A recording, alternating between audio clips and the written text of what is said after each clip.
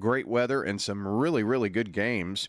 Blackman last night defeated Siegel by a final of 24-21.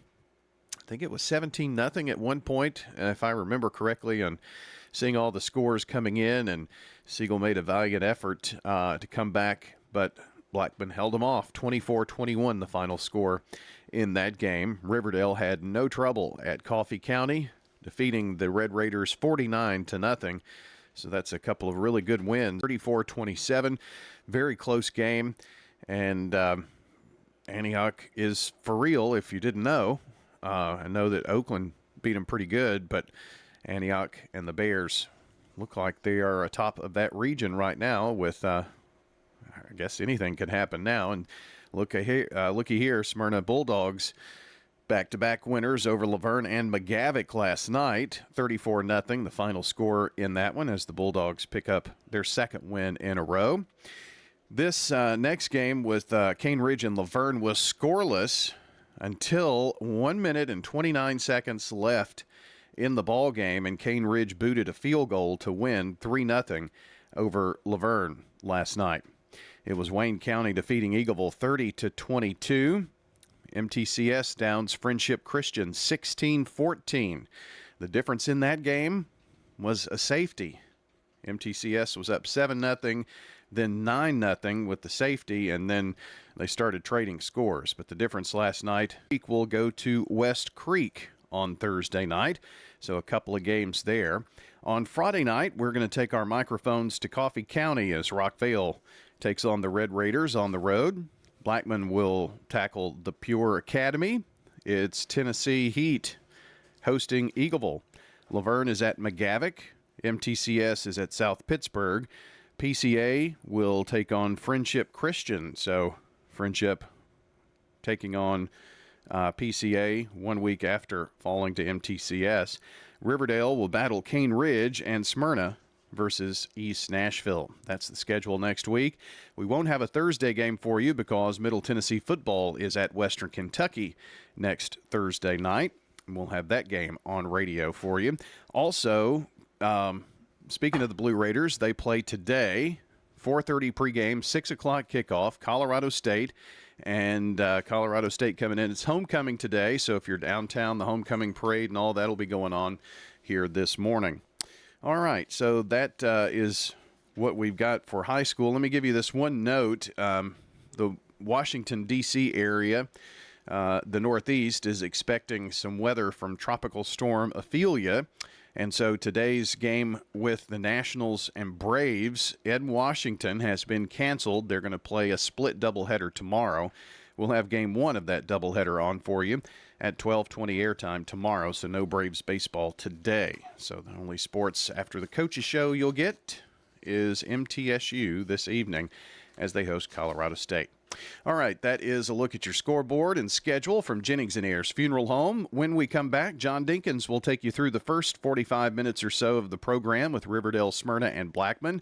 Then Danny has the middle leg this morning. Danny Brewer with Laverne at 8:45, Oakland to follow, Stewart's Creek at 9:15, and Rockvale at 9:30. Then I'll wrap things up here this morning with with the Siegel Stars at 9:45, Eagleville at 10 o'clock, and MTCS at 10:15 with Cougar Corner.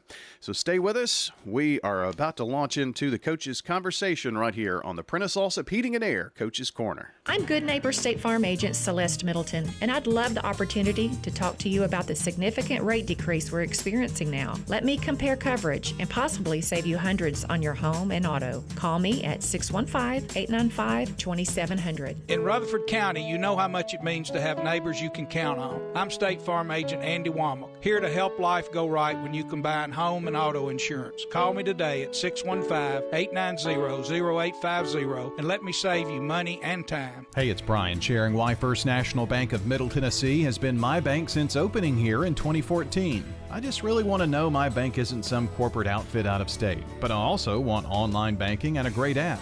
Well, I get that at First National Bank of Middle Tennessee and more. You won't find better customer service either. The people, that's what makes it the best place I've banked. You don't have to settle, you know. Come on over with me to First National Bank of Middle Tennessee on Gateway and Memorial Boulevards. Member FDIC, Equal Housing Lender. Dr. Russell McKissick of Tennessee Orthopedic Alliance talks about the grassroots effort in our local schools to ensure proper care for players. To make sure our teams are covered here locally, be there for our trainers. Yeah, it's a passion that we have to try to take care of our athletes here in town and be there just to keep everybody playing as healthy and as best they can. From a community standpoint, one of the most important things you do at TOA, I'd guess. I think it's definitely a way to pay back to our community, just to be there for them and watch some great sports too. Tennessee Orthopedic Alliance, TOA, live your best life.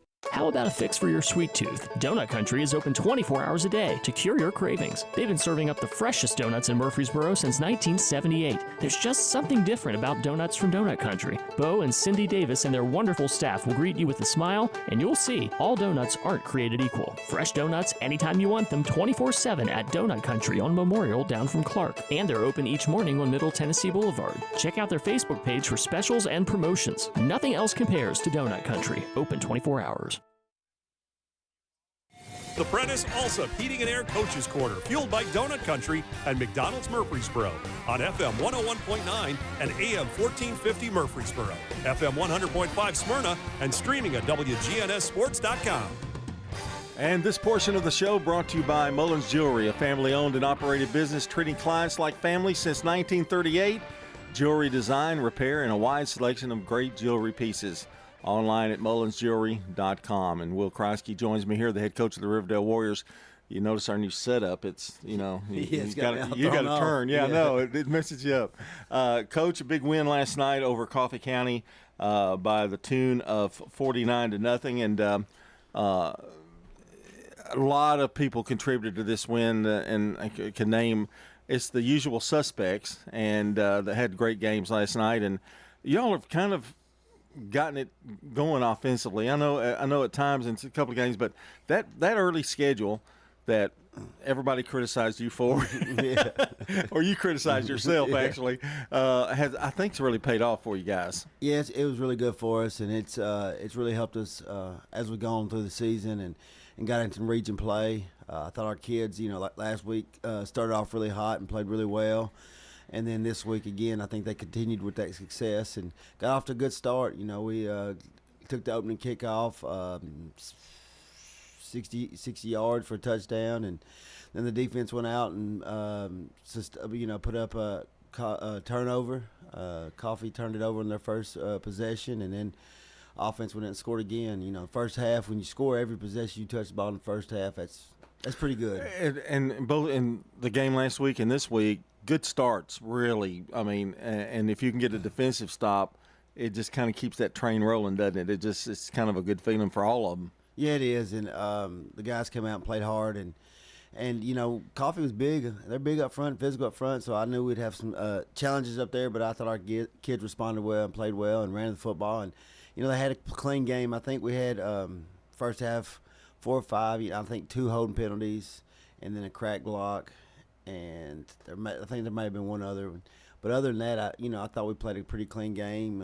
Officials been really, really hard on the uniform issues this year. And we had one kid come out for knee pad all night, and I thought that was really good. And I think the kids are getting to the flow of the games and what officials expect and things like that. So I was proud of the way our kids handled all that last night. Also, too, Will, balance. Your offense is really balanced, it seems, as if Verser's really getting a lot of touches, and then you're spreading the ball around in the air, too. And Braden was 21 of 26 for 252 yards, and you got 113 out of Verser. That's balance.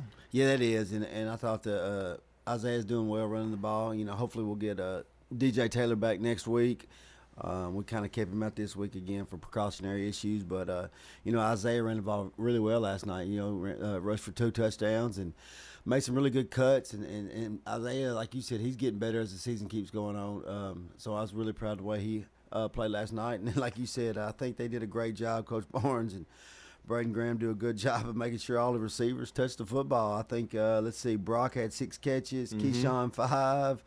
Braylon Vanderbilt had 4, Ben Woodruff 5. So and Ryan Edmondson had a couple. So they're getting the ball to everybody. So that's pretty good. That's pretty good to see. It's not just going after one person. They're all getting their hands on the ball. And is that like a quarterback sense? Braden is getting comfortable and more confident, or is it a coaching thing, or is it something like you work on at practice and go, okay, we're going to try to spread the ball around? Well, I think Coach Barnes and Braden do a good job of communicating and getting all the receivers on the same page. And Braden's getting comfortable with these guys. They've been together for 2 years now, so they're all real comfortable. He knows what they're going to do, and they all do a great job working together. And Braden's really underrated. And talk about another underrated guy is Keyshawn Williams. I think he's one of the most underrated players when it's talked about all-around talent. He's a good one. Yeah, Keyshawn's really special, and you're right, underrated. I sent some of his stuff around this week and to some coaches and things like that. He picked up an EKU offer this week, but I sent his film to a couple coaches here in the mid-state and in Tennessee, college coaches, and hadn't heard back from the ones here in mid-state, but the Kentucky defensive coordinator got back with me, and he sung his praises really high, really high, and he said, the kids just got to be patient, with the transfer portal and things like that. He could really see him as a Power 5 guy, but also could see him slip due to all the transfer portals and things like that go on like that, which we could spend all day talking about that. But Keyshawn is doing a great job for us. We really missed him last year. He's on special teams. He's on offense, defense. He never wants to come. He's hungry, and it's really showing on the field on Friday night. And defensively, I don't think they've gotten near enough credit, but the offensive line and the defense have been pretty solid for you most of the year. And you've got Edmiston, you've got a lot of people out there that are playing good football, and I don't think people realize sometimes how much coaches can help get a kid somewhere when they're not getting as many looks as they probably need to. Ben Woodruff had a good game last night too. Yeah, Ben did a great job. He come in and made some great catches. He made his touchdown catch was really. He went after and got it really high, extended it, and was able to make a great play, and then ran away from the defender. So yeah, he's doing well too, and he's getting. He gets 4 or 5 touches a game. He just comes in and does his job, and that's what's neat to see about these guys. The ball's getting around, unselfishness, and they're all happy. Ryan Edmiston was on the sideline when Ben scored, and as I was watching film last night. I mean, Ryan is going. I mean, he's ecstatic, and they're all. So that's a good thing to see when they're all cheering for each other, and guys like Ryan's leading the charge and making sure everybody is cheering each other on and being positive. We're talking to Will Kreisky, the head coach of the Riverdale Warriors. Big winners last night over Coffee County. The big win to get under your belt and continue playing well. I do want to talk about the offensive line a little bit because those guys have kind of really. You got to protect. You got to also open up holes for Verser and DJ, and they seem to be doing that on a regular basis now. Yeah, that group's been together for almost 2 years. Alex Meza, Caden Smith, Gavin Harris. Those guys have Amari Watkins. Those guys have really fought together. Briar Real Heights, another one, and they've been together for over a year now. Yeah. So they're all. You can tell they've worked together. They all get along. You always see them in the locker room together. Jacob Raines is another guy that's part of that offensive line that gets a lot of reps. And Jamarion's, and then Winston also he started last night. Briar didn't play last night, and so Winston come in, stepped in and played a good job, did a really good job. Jacob Raines come in and got a lot of snaps. So all of those guys has vastly improved over last year. Coach White's. Really worked hard with them, working with them through the off season, and they watch a lot of film together. They come in early in the mornings and work together, and then they'll stay a lot of times after practice and watch some film. And Coach Weiss does a great job with them, and they got a really close relationship, all of them together, and you can tell the way they practice every day. Confidence is high right now. That's good. You've got tough games coming up, and you understand that. How do you keep them? How do you keep them focused in terms of that and not getting too far ahead of things, and thinking ahead? Because one game at a time, I know is how you feel. And do you just kind of try to look at some things and go, hey, we still need to work on this and we need to work on that? Yeah, you always need to improve. There's no high school team that doesn't need to improve. And we'll go in. We need to clean up some things up front. We need to clean up, we had a couple of snap issues last night. We need to clean that up, a couple of holding penalties, get that fixed, alignment issues with, some receivers and things like that, and some missed things on defense, missed tackles, some missed calls, but, things that can all be corrected. And you got to make sure they realize that there's always room for improvement. Because, like as we always say, if you get too high, you're not gonna last too long. Or if you get too low, even if you get too low, you won't last too long. So, we got to keep an even keel. And I think this group's hungry. I thought they did a great job coming off the first 5 weeks of tough games, and then coming in for Coffee County. Coffee County was sitting at 1-4, and they could have just kind of went through the motions this week of practice, but they didn't. Monday, I felt like we were sluggish, but I kind of contributed that to the 5 weeks of mentally exhausted. And every day, Tuesday got a little bit better last week. Wednesday's practice got a little bit better, and then Thursday's was good. So we just got to keep that type of mentality and keep them hungry and ready to keep getting better. I need to mention Brock. He had 73 yards receiving as well, and 2 touchdowns. He's kind of the player that you see scoring touchdowns. Does that make sense? I mean, he's just kind of got that walk about him that he's not going to be scared. He's going to make a big play for you. Yeah, Brock, he's a big athletic receiver and can get down the field. He can stretch the field. He can fly. He can run. So he does that. Like last night, they almost pulled him down, and he somehow got back up and still made the touchdown catch. And, they had a pass interference called against him, on him. So he was able to make the catch even with his jersey being pulled down. So, he does a good job going out and get the football. I don't know why. It seems like y'all have been on the road most of the year for some reason. But you're at home this Friday night, correct? Yeah, and actually we play Thursday night. That's right. We'll play on Thursday night, and we got Cane Ridge coming to town, and Cane Ridge is always a great physical football team and got a lot of athletes that run around and make plays, and Coach Wood's been there for a long time, and he's done a really good job building that program. Will, before I let you go, kind of tell you, I know we got fall break coming up, and you're going to play Thursday. How do you manage that practice week? Or I know Thursday you'll probably they get Friday off and maybe the weekend or so after the Thursday night game they'll be off Friday to all the way to the following Thursday, and we'll bring them in that over fall break that Thursday morning, and Thursday and Friday in practice. We got a big game falling off after fall break week, so and you still get a week and more than a week to work on that next game, right? Yeah. So we'll get ready for that, but we'll have to stay with working on Cane Ridge. It's a short week, so Monday we'll do a little bit more than what we usually do on Monday.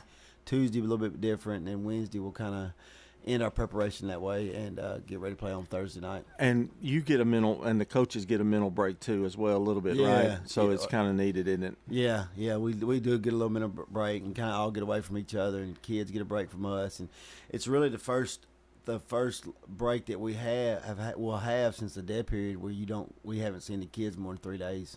And you get to reacquaint yourself with your wife and your own kids. Yeah, that's right. Daddy's home for a little while. Will, good luck against Cane Ridge, and keep the train rolling. All right, we'll keep working on it. Appreciate it. All right, that's Will Kreisky, the head coach of the Riverdale Warriors, 49-0 winners last night over Coffee County. This portion of the show has been brought to you by iDiz Tees, who will be happy to help you fulfill all of your imprinted apparel, embroidery, and advertising specialty needs. Find out more at idiztees.com. When we come back, we'll be talking to head coach of the Smyrna Bulldogs as we continue here.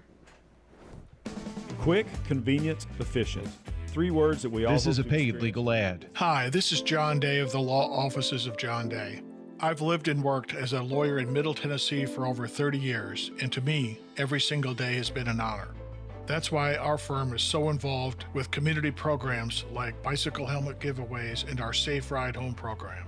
At the Law Offices of John Day, we're not just looking to make donations. We want to make a difference in the community we hold so dear. And if you're ever injured, know that we are here for you too. Hello, this is Coy Young at Las Casas Feed Supply. We'd like to welcome you to our door. If you're a homeowner with a quarter acre or several, Las Casas Feed Supply focuses on premium feeds and dog foods you won't find in the box stores. Nutrition is our specialty here at Las Casas Feed. Family owned and operated by Coy and Jennifer Young, inviting you to stop by, visit, and enjoy the country. Customer service expertise that exceeds your expectations. Las Casas Feed is also your place for local milk from the MTSU Dairy on Barlow Lane, just off Highway 9 96 East in Las Casas. If you're near retirement or thinking about retiring, you probably have a lot of questions. How do you make your savings last? You're ready for retirement, but are your finances? Let's work together to help ensure your finances can keep up with your unique needs over the long haul. I'm Edward Jones financial advisor Lee Colvin. Stop by our office in the Public Shopping Center on South Rutherford Boulevard or give us a call at 615-907-7056 for an appointment. Edward Jones, Making Sense of Investing, member SIPC. Rely on the experienced professionals at Prentice Allsup Heating and Air. If your old unit needs a tune-up, the professionals at Prentice Allsup Heating and Air service all major brands and even offer same-day service in most cases. Keep your home or business comfortable year-round. Call us today at 615-890-1311. Prentice Allsup Heating and Air, your Rheem Pro Partner heating and cooling contractor on West College Street, just under the Thompson Lane overpass. Online at PrenticeAllsup.com.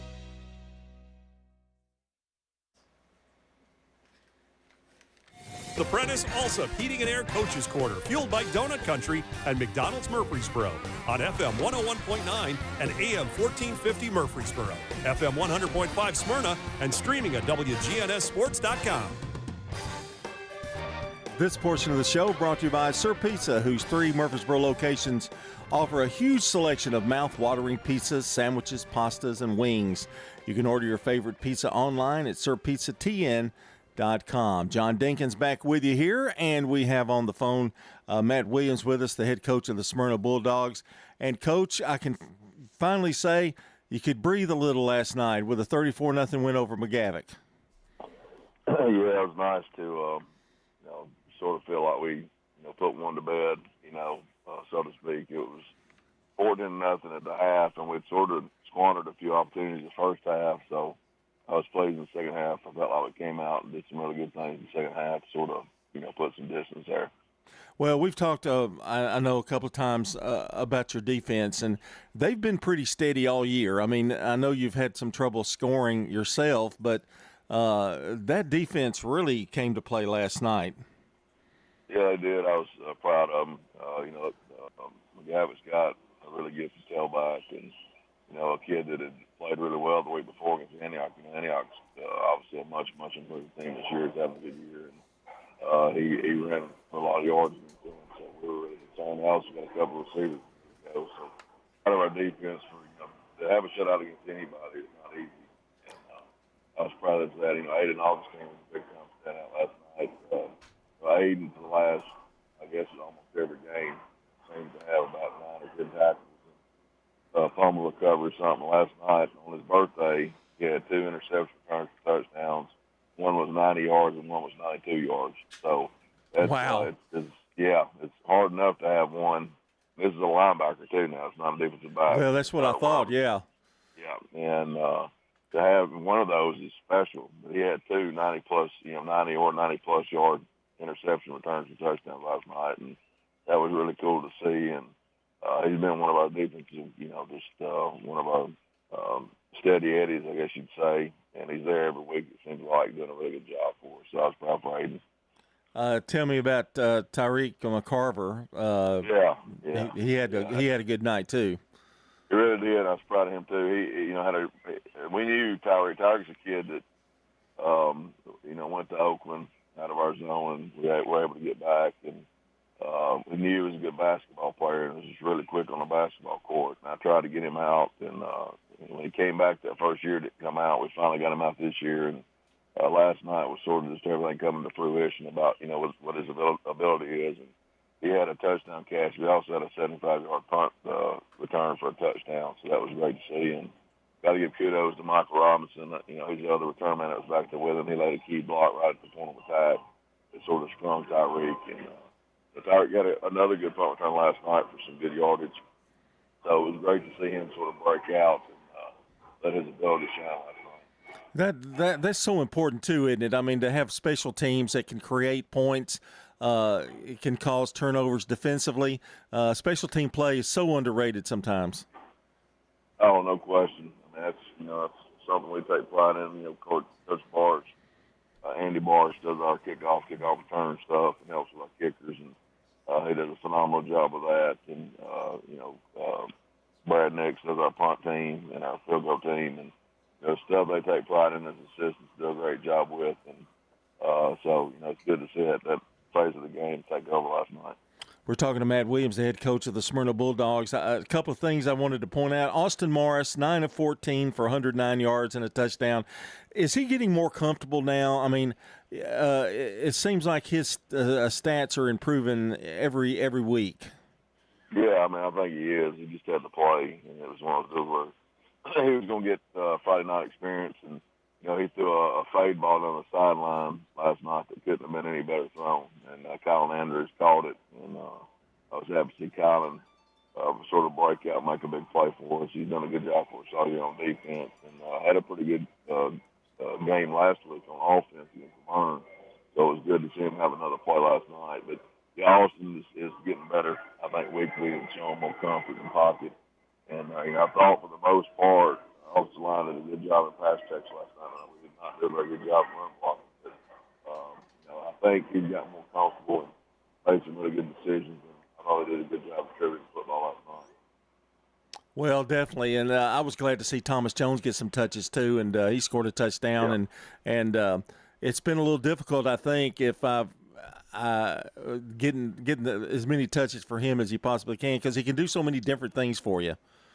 Yeah, I mean, we've had him at receiver, we've had him at quarterback, and I mean, last night he played tailback. So played a little bit of everything. Of course, he's also a starter on defense. So Thomas has been a big time contributor for us for the last 3 years. And last night was no different. He actually had a really good touchdown run up the middle where he sort of spun and made a couple of moves and made a play happen there when he got hit by a couple of guys. And Thomas is a playmaker, and he's a dream to coach. I mean, you talk about kids that, they're leaders in the school building, good grades, never in trouble, just a good kid. And we're blessed to be able to coach a kid like Thomas. And last night he had a lot of big plays for us.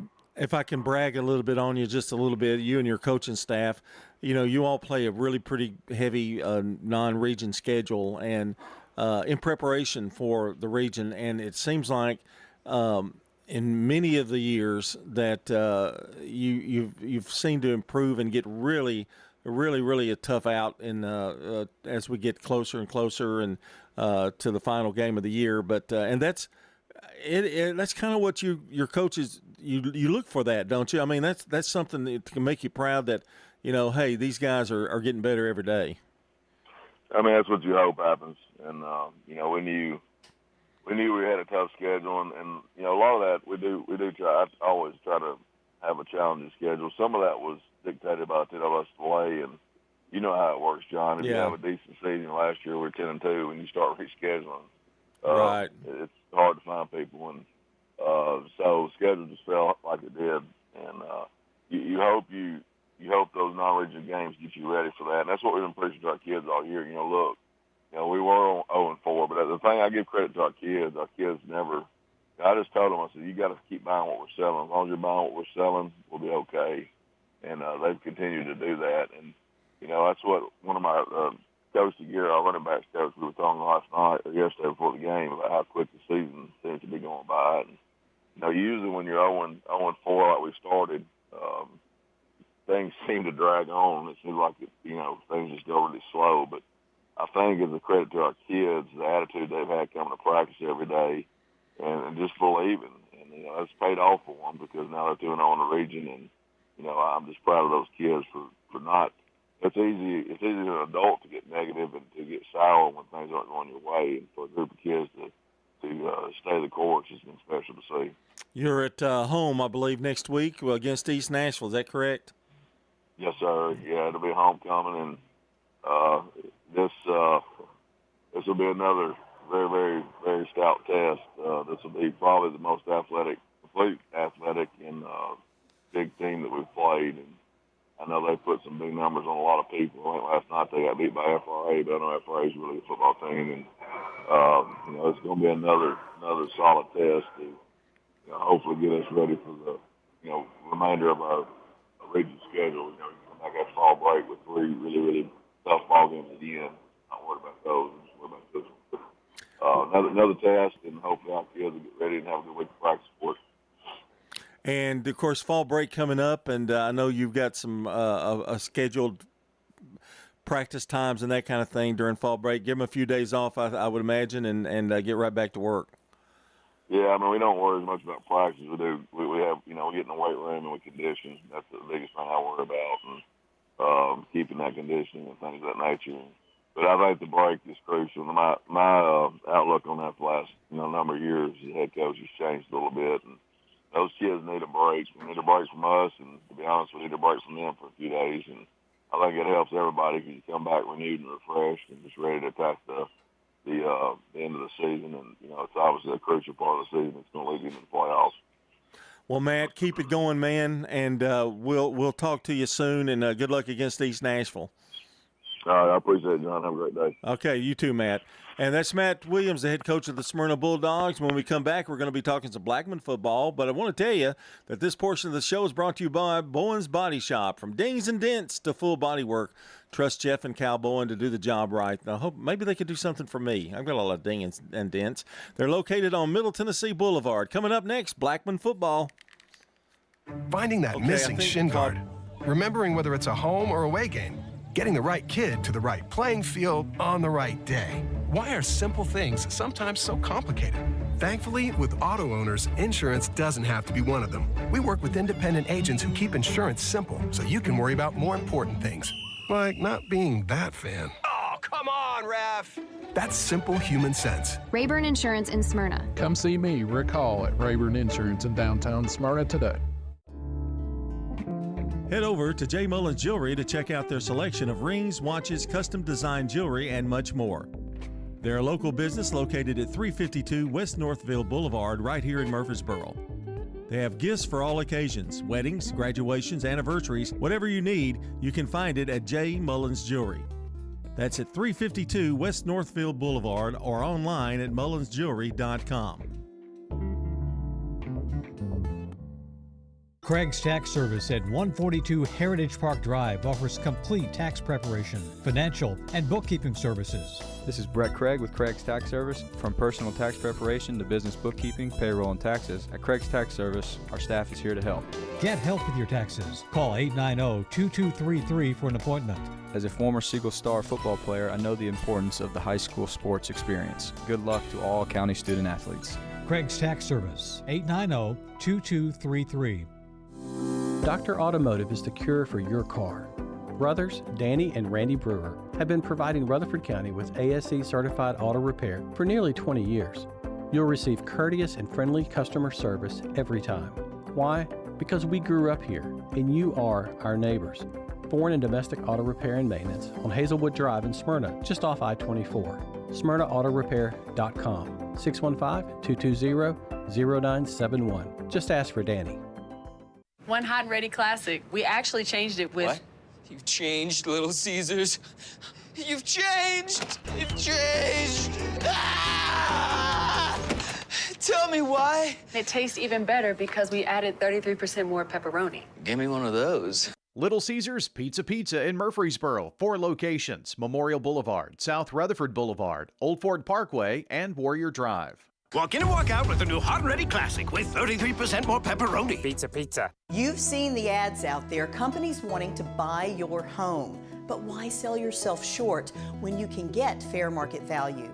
I'm Lisa Patton. If you have an estate to settle or a home to sell, call Parks Auction. We'll work with you to sell your home or property in any condition with no costly repairs on your timeline. Why accept one offer when you can have multiple? You need Parks Auction. We look out for your best interest. Call Parks Auction today. We handle everything. You've heard people say, you know your work by your name, but there's no better name for residential and business concrete work than Dan France Concrete. From basic slabs to decorative stamping, for your next concrete project, call Dan France Concrete, 615-642-5152. This is Dan with Dan France Concrete, wishing all Rutherford County student athletes a great season. Study hard, play harder, and be safe. Trust me, Dan is committed to the community and will offer you a great product. He'll stand behind his work and make sure you're satisfied with every aspect of the work. Dan France Concrete. The Prentice Allsup Heating and Air Coaches Corner, fueled by Donut Country and McDonald's Murfreesboro on FM 101.9 and AM 1450 Murfreesboro, FM 100.5 Smyrna, and streaming at WGNSSports.com. And this portion of the show brought to you by Craig's Tax Service, specializing in personal and business tax preparation, financials, and bookkeeping services. Find out more at CraigsTaxService.com. And John Dingens back with you with Matt Kreisky, the head coach of the Blackman Blaze, and we've shuffled things around. I don't know if you noticed that. Yeah. So looking at it. Yeah. Okay. Yeah, he can still see it, so it's okay.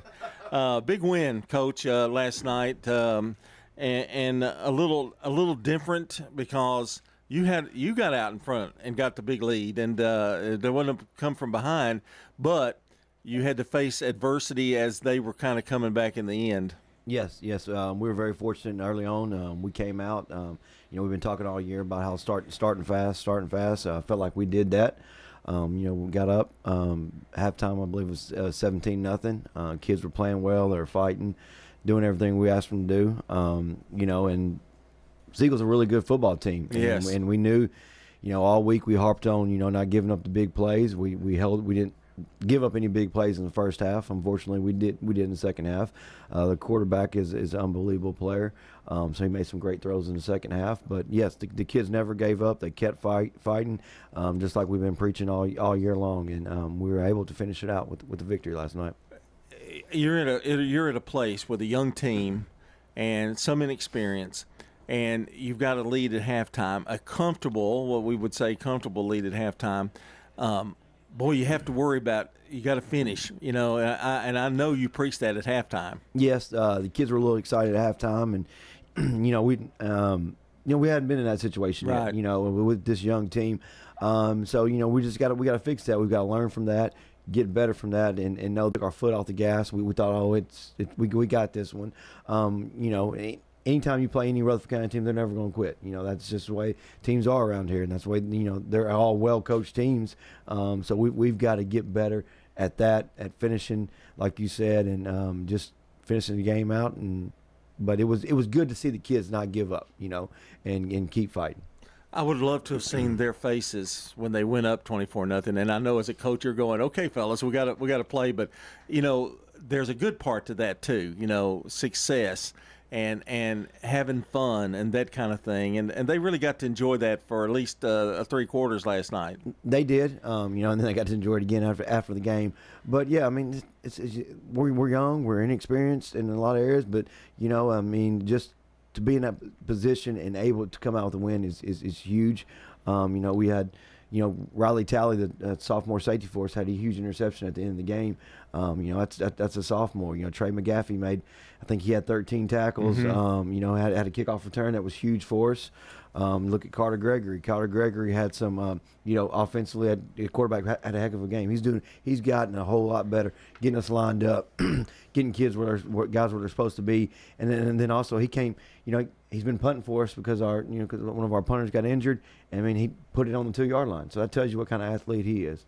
Yeah, you got to be happy with him because he came in with a lot of pressure on him. We've got to perform, and that kind of thing. And to be honest, he's played very steady. He's just that kind of player. Yeah. Like you said, Carter puts a lot of pressure on himself. We've had a lot of talks about that, and I think he's done a great job progressing, leading this offense, leading this team. Last night he would come in the defensive huddle, encouraging those guys, doing things that we've been asking him to do all year, and it was great to see that. Where we're finally, I think we're getting over the hump. The guys are finally getting used to us, getting used to everything we're doing, and it was good to see. Again, Caden Perkins had a great game. Yeah, over 100 yards rushing, and the kid went until he couldn't go anymore, and that's the grit that we talk about. And it's good to see all the buy-in and everything starting to pay off for these young guys. I've actually seen Caden Perkins grow as the season progresses. Gregory's grown, and Jaden Guy had a couple of receptions, 65 yards, a TD. Kind of sharing the wealth a little bit here. And I want to go back to the defense. Hernandez, 1 interception. Talley, 1 interception. Carson, 1 sack and interception. you can't really ask much more from those guys in a critical game like this. Yeah, I want to give a shout out to my defensive staff. Coach Crosby, defense coordinator, Coach Gregory, D-line coach, Coach Holman, secondary. Man, those guys just put in countless hours, do everything that I asked them to do. And the 3 turnovers right there is huge. We harp on the little things. The defensive guys know that I put a lot of emphasis on defense. I put a lot of pressure on defense. I want us to succeed because I'm a defensive guy. And, I can't say enough about the coaches and our players. Like you said, 3 interceptions, huge. Hernandez, a senior back there in the secondary, leading, doing everything we asked him to do. Had a huge interception on a fake punt, crucial interception that kind of helped us, spark us in the first half. Okay, I'm going to go back to the thing I've said about you since you've arrived. Discipline, football, and when you get in a game where you've had a big lead and they're making comebacks, you have a tendency sometimes, okay, I'm panicking or something really crazy happens, and they didn't. To me, they didn't panic. They kept the course, and then they won the game. Yeah, I tell them all the time, it's a 4-quarter game. You're gonna have some good things happen. You're gonna have some bad things happen. How are we gonna handle the adversity? Nothing. Not saying anything, but we in one of their drives, we had a kid. They, it's 4th quarter. They remove a kid for knee pads, remove a kid for a towel, remove a kid for shoulder pads, and our coaches didn't panic. Nobody panicked. We just threw the next guy in. We always tell them, hey, next guy up. Nobody panicked. We went out there and they got the job done. These guys, both sides of the ball. I know I praised on the defensive staff. Our offensive staff does. Coach Duncan, Coach Morreale, Coach Cunningham, Coach Meadows, Coach Anderton. They're all their kids that they coach are balled in, doing everything we're asked to do. Nobody wants, you could tell, nobody panicked. Nobody got worked up. We went out there and finished the job. Matt Kreisky, the head coach of the Blackman Blaze here on the Prentice Allsup Heating and Air Coach's Corner. You knew you had a big challenge coming in, and I know it makes you feel good inside, and your coaches particularly, that you can see some of the benefits of the hard work that you guys have put in, because I know you've really worked hard. And not one thing, learning all new faces and learning new kids and what makes them tick and that kind of thing. I know fall break's coming up pretty soon. I would imagine you guys as coaches wouldn't mind having a little mental break there just for a little bit, because it's been going on since, August? Yes. We got a big one after fall break, so I don't know how much of a mental break that we can take. But we got a big one this week. I told the kids last night after the game, it's a big win. Celebrate it this weekend. Monday, get back to work. We need to get 2 in a row. We need to feel how it is to win 2 in a row. So we got to come back with our focus and be ready to work on Monday. But yeah, we'll take a couple days off and then get ready to work to go to work for that team across town, and we'll see how it goes. You got to have a great family, to do what y'all do. Yes, sir. I mean, a lot of support from the family. Tell us a little bit about Pure Academy. What you're expecting from them? They're a very athletic team. They played Pearl Conan area, Cookville in the area. They have athletes. We're going to have to play assignment football, discipline football. And we can't overlook them. Their record doesn't entail how good they are. They're traveling all over the state. They don't play a home game. They don't have a home stadium. So they're traveling East Tennessee, West Tennessee, Mississippi, Arkansas to play games. It's going to be a tough, and we have to overcome all the festivities of homecoming. That's a huge distraction during the day. It's neat. They've already gotten a lot of that stuff going on at Blackman, so I'm excited to be a part of it and see all the festivities. But we have to overcome that and still, come out at 7 o'clock, be ready to play a football game. You guys still have a little bit of a homecoming parade, don't you? Yes, sir. It works in the community kind of thing. Yeah, we're going to do that Friday morning. So I know the kids been excited. We got parents coming up there today to work on some floats. So it's kind of neat, kind of get that little small town atmosphere. Yeah, it's kind of good. It's a little combination of both, big city and little. Do they go around the neighborhoods and that kind of thing? Or, I think it's just around the school area. Yeah, that's neat. That's a lot of territory to cover going around the school. Okay, Pure Academy and a few days off, and then get ready for the home stretch, because I'm telling you, it's hard to believe, but we're halfway through. And it's gone fast. I told those seniors, I remember telling them before week 1, like, we're going to blink and the season's going to be over. I can't tell you, and the years I've been coaching, it doesn't seem that long, but it goes fast, especially when you have fun. We've got a great group of kids, a great school, and it's fun to be a part of it. And so when you're having fun, it goes by fast.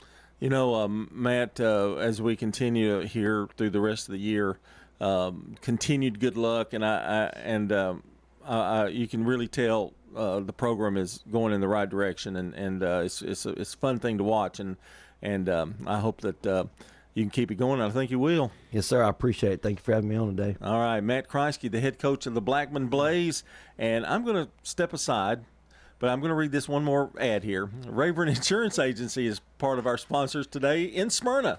That's right. An independent agency offering auto, home, business, and life insurance since 1973. Find out more at Rayburn.net. And when we come back, who takes over? It's the great Danny Brewer. And we'll continue here with the show. Here's a question. What do you want from your electric co-op? Fast response if the power goes out. An app that keeps me informed. Tips to lower my monthly bill. Communication on things that matter to me. Done, done, done, done. I want to know everything. Everything? Well, young lady, let me show you the MyMTE app. Energy Service Life. That's Middle Tennessee Electric. We're here to get done what matters most to you. Learn more at mte.com. We're talking now with Heather here at Carpets by Osborne. What are some of the advantages that Carpets by Osborne has? Being a family business and being locally owned and operated, we do free estimates. We have our own subcontractors that work for our business. We will come out, look at your floor covering. Throughout the whole process, you deal with an individual. You're not passed off to different contractors. We handle it from start to finish. Carpets by Osborne on Northwest Broad, next to Tire World. Whether you're a student, alumni, or just a fan, Raider Tees has exactly what you need to help you cheer on the Blue Raiders on game days and every moment in between. We sell officially licensed Blue Raider gear, whether it's clothing, hats, flags, chairs, or just whatever. We have it all, including exclusive gear you won't find anywhere else. Like us on Facebook for updates on new Blue Raider gear and special prices or discounts. For all your Blue Raider gear, shop Raider Tees today. Bigger, better, and go blue! Pizza. Murfreesboro's favorite pizza is now hiring at all 3 local locations. That's right. We want you to join the Sir Pizza team. Stop in at our East Main, Veterans Parkway, or Memorial Boulevard locations and let us know how you'd like to join the Sir Pizza family. Also, we've made it even easier to order for carryout or delivery. Just head on over to sirpizzatn.com. Sir Pizza, you made me love pizza again. Rely on the experienced professionals at Prentice Allsup Heating and Air. Whether it's the blazing heat of summer or the bitter cold of winter, let the Rheem Pro professionals at Prentice Allsup Heating and Air Conditioning on West College Street keep your home or business comfortable year-round. We service all major brands and in most cases offer same-day service. Call us today at 615-890-1311. Prentice Allsup Heating and Air, your Rheem Pro partner heating and cooling contractor on West College Street, just under the Thompson Lane overpass. Craig's Tax Service at 142 Heritage Park Drive offers complete tax preparation, financial, and bookkeeping services. This is Brandon Craig with Craig's Tax Service. We're proud to support all Rutherford County athletes. Craig's Tax Service reminds you that it makes sense to get help with your taxes. Call 890-2233 for an appointment. We've been serving Rutherford County since 1988. Craig's Tax Service, 890-2233. We're just off Memorial Boulevard at 142 Heritage Park Drive. Franklin's Printworks has been in Murfreesboro for over 25 years. We are a full-service commercial printer, everything from business cards, brochures, booklets to banners. My name is Jeff Carlton. I handle sales and marketing for Franklin's Printworks. We hear a lot people who have been working with printers on the internet, had issues, and they know that if we're working with someone local, that A, they know where to find us, and B, they know that we'll take care of it because we have to take care of our neighbors. Our website is franklinsprinting.org. The Prentice Allsup Heating and Air Coaches Corner, fueled by Donut Country and McDonald's Murfreesboro on FM 101.9 and AM 1450 Murfreesboro, FM 100.5 Smyrna, and streaming at WGNSSports.com. The Coaches Show is brought to you by State Farm agents Andy Womack, Bud Morris, Dana Womack, Celeste Middleton, and Emerson Williams. Like a good neighbor, State Farm is there. Speaking of good neighbors, I'm Danny Brewer. I'm very pleased to be on the show following the award-winning John Dinkins, I might add. I'm joined now by Laverne head football coach Mike Woodward. Coach, how are we this morning? I'm all right, Danny. How are you doing? Well, I'm doing quite well, Coach. So let's kind of talk a little bit about last night's game. 3-0 was the score. You know, and those who don't maybe really understand the game may say 3-0, man. 3-0 can be an extremely exciting football game, especially if you're a football purist, correct? Oh, there's no doubt. I mean, it was, that 3 came with 2 minutes and change left in the game. So, I mean, you're going through the whole game where, every play is so critical because points are hard to come by. So, on the offensive side, you're working hard, trying to pop one, just feeling like if we could just pop one, we can get this. And then defensively, every play is so important because it's just, hey, we got to fight for every yard and be thinking field position and be thinking things like that. So yeah, I mean, to me, a 3-0 game, that's a one-score game. So whether it's 3-0 or 45-42, I mean, they're both one-score games where every play, the importance of every play is just magnified. Right, because I think sometimes maybe we're too consumed with offense. People think, like you said, the 45-42, they think that's a way more exciting game than 3-0, but not necessarily the case. I mean, I don't think so. I mean, I look at us and, look at the defensive side of the ball, and our kids played their tails off, and we had so many guys playing really, really great football. So I know the game tends to get, steered nowadays towards points, but there's something to be said for playing great defense too, and really proud of how our guys played on that side last night. Well, and that's you rolled right into my next point, Coach, the defensive effort, because the week before against Smyrna, you pretty much shut their running game down. I thought that you played very well on the defensive side of the football in that game, and then in this game, obviously you only give up 3 points. They don't get in the end zone at all, so you have to be proud of what you're doing on that side of the ball. Extremely so. I mean, the guys have just continued to get better every week, and we faced some pretty darn good offenses early on in the year too, while we were still trying to learn this new scheme. And to our guys' credit, man, they just kept coming in and working and getting better. And I feel like we're hitting a groove now. And like you said, I mean, if you go back 2 weeks now, I mean, it's 19 points we've given up in 2 games. And you'd like to think that if you're doing that, you're 2-0 during that time.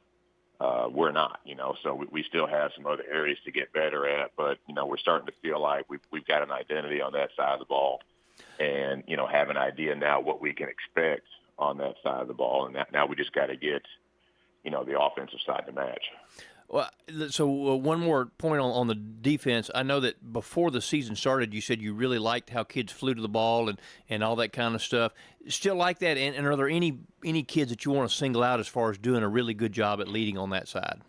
Well, to the first part of your question, yes, we are. We are running to the football, and they threw everything at us last night. I mean, they were trying reverses. They were trying throwback screens. They were trying all kinds of things that we hadn't seen on film after – we had shown that we could handle their run game and their pass game. They started throwing all these gadgets out, and still, because we run to the football and just make it a habit of doing so, we're able to shut those things down. So, we are still flying to the football, but we're flying with discipline. We're not just chasing and losing our leverage, which is so hard to do or to get through to kids sometimes because they want to just chase the ball. But our guys are staying disciplined while they're running, and that part's great. And as far as guys that stand out, I mean, last night, I really feel like our entire linebacking core played great.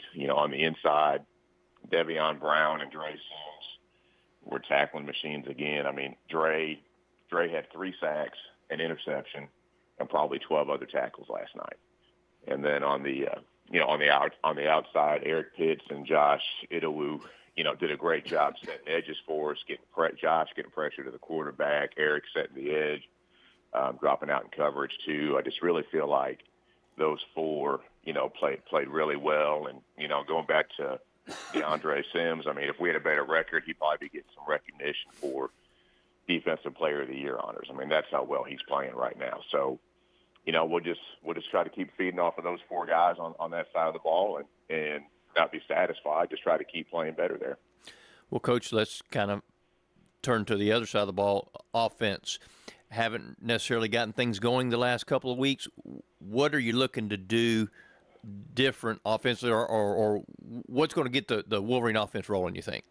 We're going to blow it up. I mean, we've tried, we've tried to be patient and stick with this system. And to be quite honest, we've had some guys just not perform well. And I will say, not having our starting quarterback last night hurt. There's no doubt. But regardless, it's not like we were lighting it up before. So, we're going to make some personnel changes. We're also going to make some scheme changes.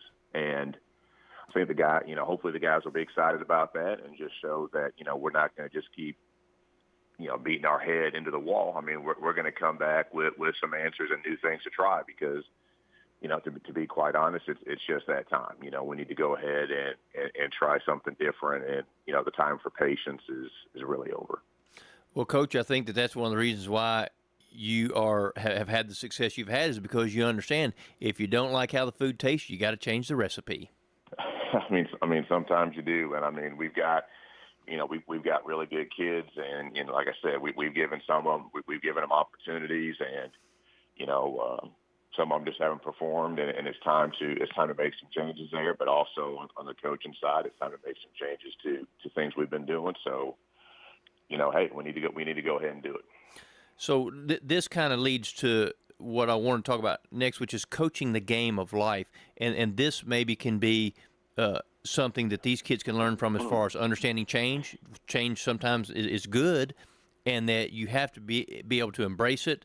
And then also, if you ain't getting it done, then you got to go a different direction. I mean, that's true. I mean, we talk to the guys about real world applications all the time, and at some point in your job, it still comes down to production. It's important to be there every day, just like it's important to come to practice every day. It's important to be on time.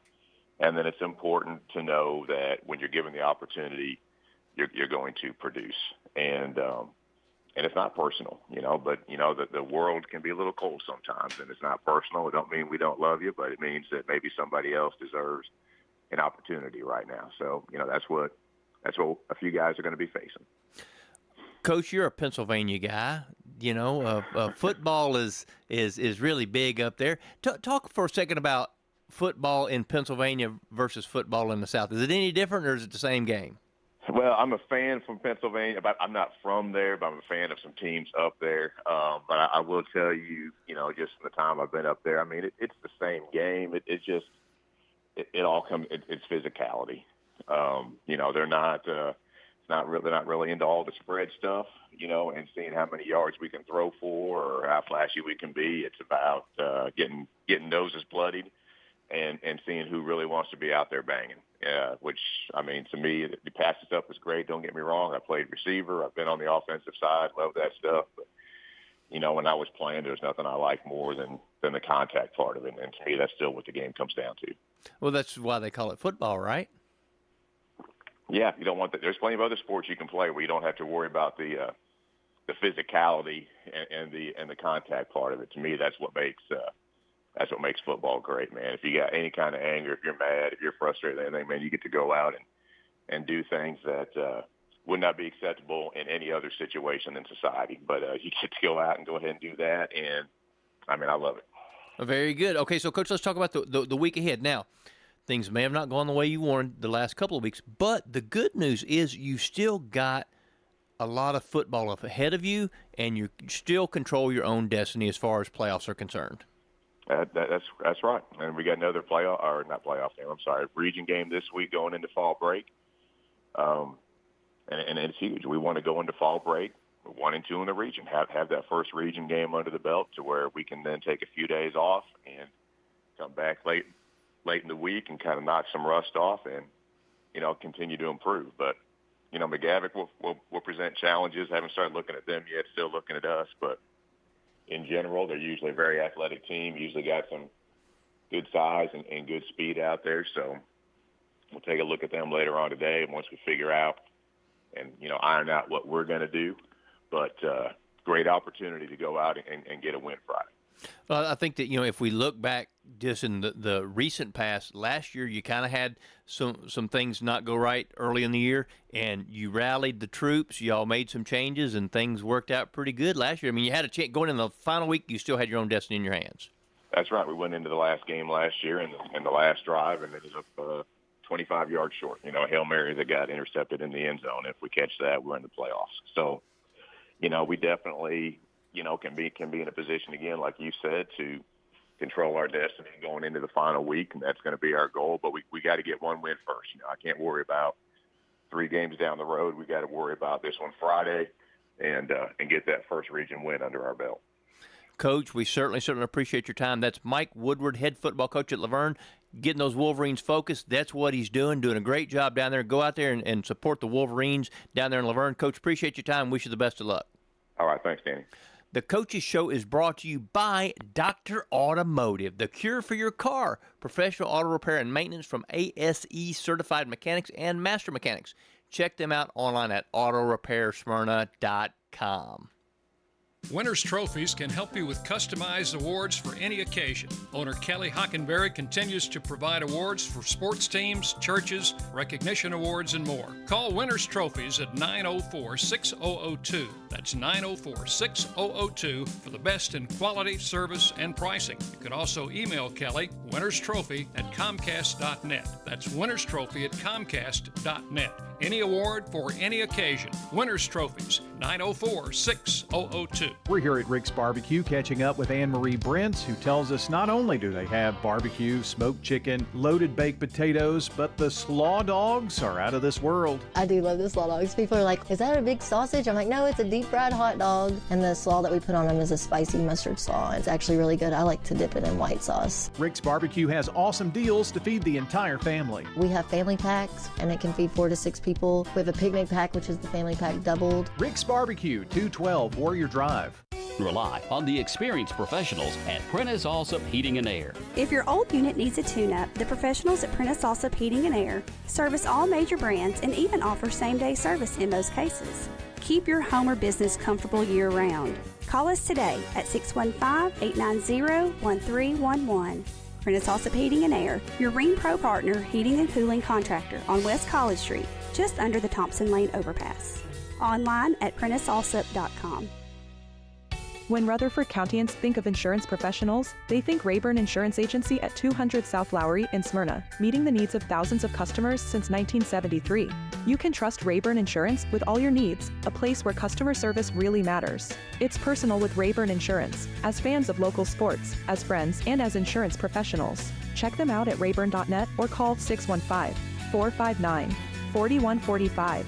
Rayburn Insurance, for business, auto, home, and life insurance.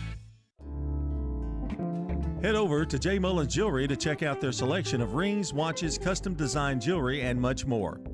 They're a local business located at 352 West Northville Boulevard right here in Murfreesboro.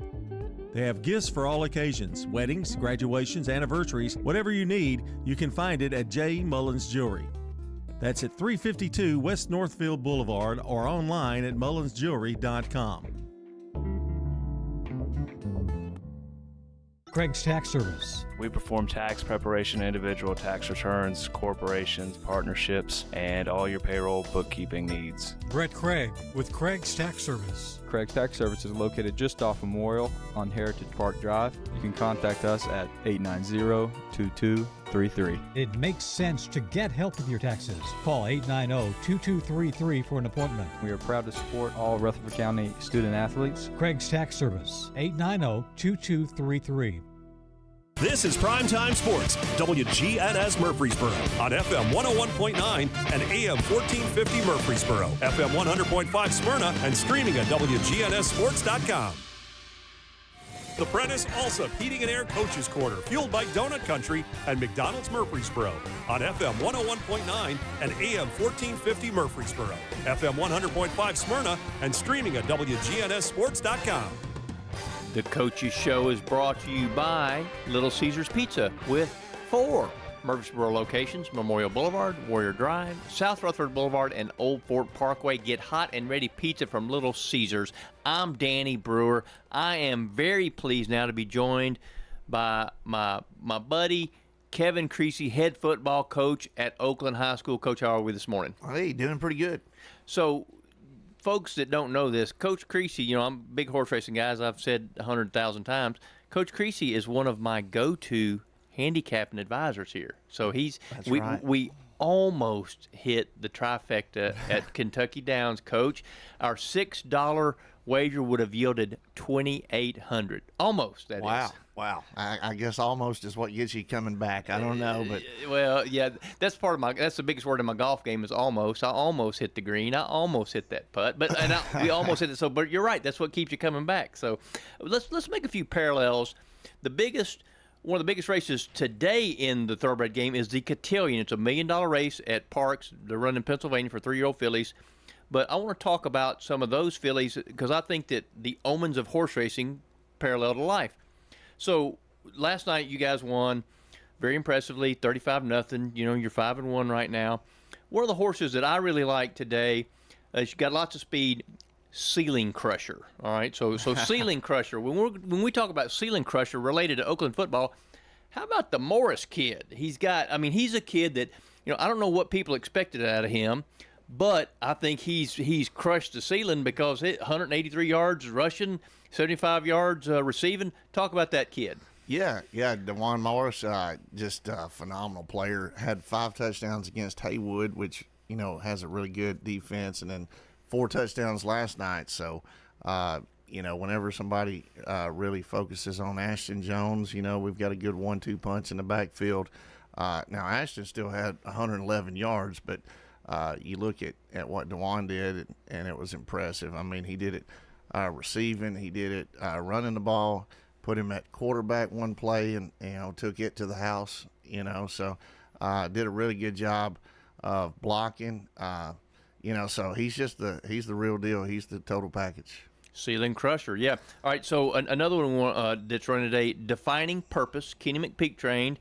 She's coming in off of a couple of good races too. Defining Purpose. Patrick Freeman, your quarterback. I mean, how about the purpose that kid has defined so far coming in? Oh, yeah. Patrick probably had his best game, I thought. He's a guy that's come in after an injury and had a phenomenal couple of games. Played well so far, and last night, did a heck of a job of leading our offense. Before we subbed out, I think we were 7 for 7 on 3rd down conversions, and that's just unheard of. Oh, yes. And our 3rd down conversions aren't like they used to be. Back in the day when we were a little more talented, they were 3rd and 1s and 3rd and 2s. Now they're 3rd and 6, 3rd and 7s. And like I said, Freeman did a good job of leading our offense and really producing on 3rd downs, and had one miscue with a snap and let the ball lay on the ground, but he gets a couple things like that cleaned up, he's going to be real special. Defining Purpose with Patrick Freeman. Okay, so the next one we're going to talk about, the morning line favorite, is Pretty Mischievous. Of course, when you think about mischievous, you think about somebody that kind of causes problems, all that kind of stuff. What about Smith, Corey Smith? 13 tackles and 1.5 sacks last night. That kid's pretty mischievous on that side of the ball, right? Yeah, Corey, he's a 3-year starter for us. Was a star at Oakland Middle as a running back and gone over and played defense and probably going to a big-time college to play defense on Saturdays. And to tell you the truth, Corey had a great week of practice. I look at what Rockville did. This game's 35-0, but it should have been 14-7 at halftime. Those guys, got beat pretty handily the week before, and you could tell they got their attention at practice. You could tell Rockville and Coach Guthrie had a good week and, got everybody on the same page. And you could tell who had a good week of practice for us, too, and Corey was one of them. And then you could tell who didn't have a good week of practice. So those kind of things correlate real well together. And Corey, breakout game for him. He's been doing good, but he did great last night. Because, you know, he's a kid that has had some big moments in the past, too, because you've had some pretty deadgum good defensive linemen there. Because I know a couple years ago, a couple of award-winning defensive linemen that had just unbelievable amounts of tackles for losses. But he was right in there. Do you think has that helped him some playing with those kind of kids in the past? Yeah, you know, I think, you know, you're only as good as your supporting cast. And, you know, I look at Rockville's defense. I think they are really good on defense. And, you know, maybe just one or two players short of having a great defense. I think we're one or two players maybe short of having a great defense. And so you gotta get those one or two guys coached up. And Corey sets a great example. The best thing about Corey is he's multiple. You know, he can play outside linebacker or inside linebacker. We had an injury. One of our better players didn't get to play last night. So that made Corey kick over to inside backer all night long. And he did a heck of a job for us. Having that ability to be versatile like that, that's also a major plus, right? Yeah, it is. You know, a lot of our guys just play one side. Some guys play both ways, but a lot of guys just play one side, and because of that, they're able to play more than one position. So whenever somebody gets hurt, we don't have to go to our, you know, 22nd best guy. We might go to our 13th best guy, and somebody just plays a different position. So that makes a huge difference, and it made a huge difference last night. So, Coach, we're going to talk about what's coming up. Short week. You play on Thursday night this week. Is that good news, bad news, no news? Yeah, I mean, it is what it is. It's something us and Siegel agreed to with fall break coming up, and you know, it's how you handle it makes all the difference. You know, we adjust our schedule a little bit, but at the end of the day, we've played, you know, a month and a half of football, so there's not a lot that's going to change.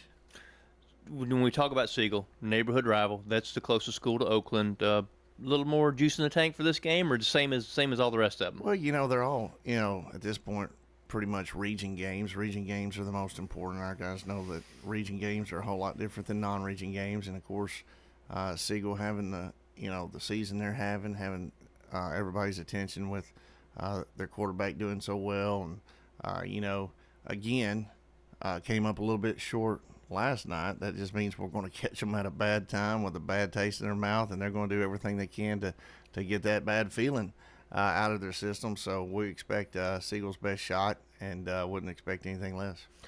That's pretty much how it rolls with Oakland football.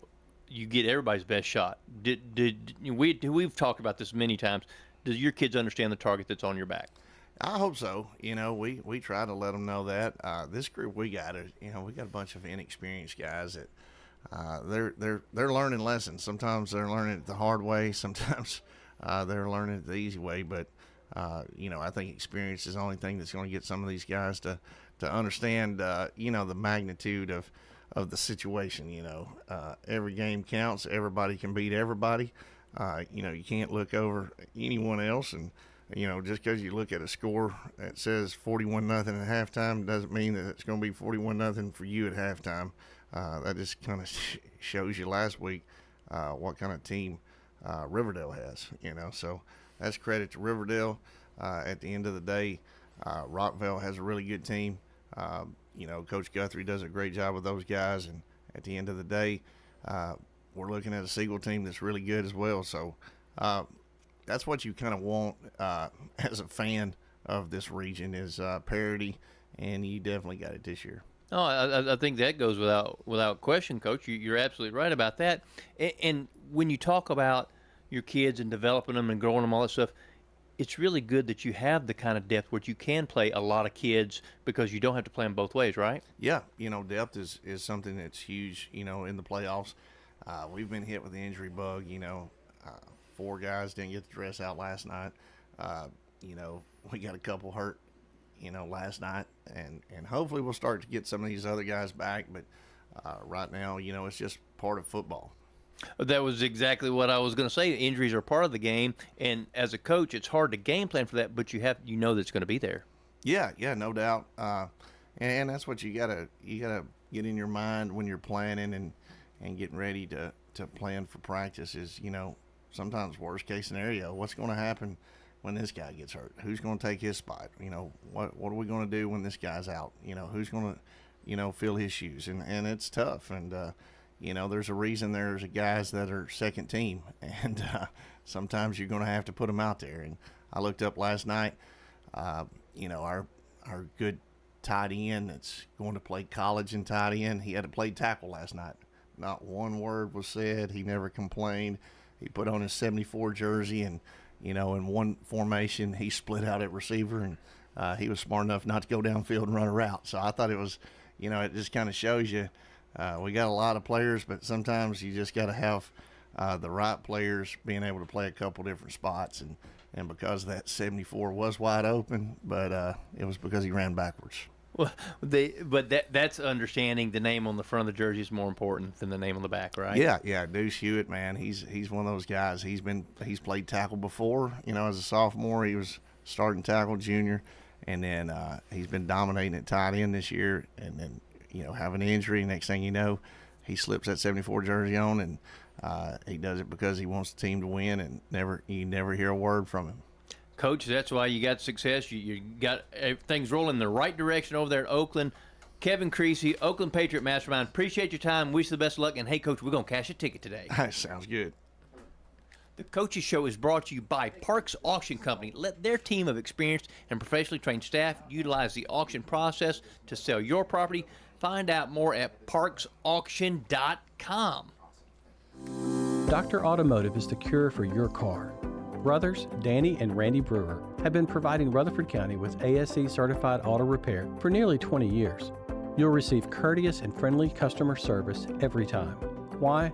Because we grew up here and you are our neighbors. Foreign and domestic auto repair and maintenance on Hazelwood Drive in Smyrna, just off I-24. SmyrnaAutorepair.com, 615-220-0971. Just ask for Danny. This Fanceroni pepperoni is fancy. Am I fancy enough for the Fanceroni? I'm wearing cargo shorts. But Tim, so am I.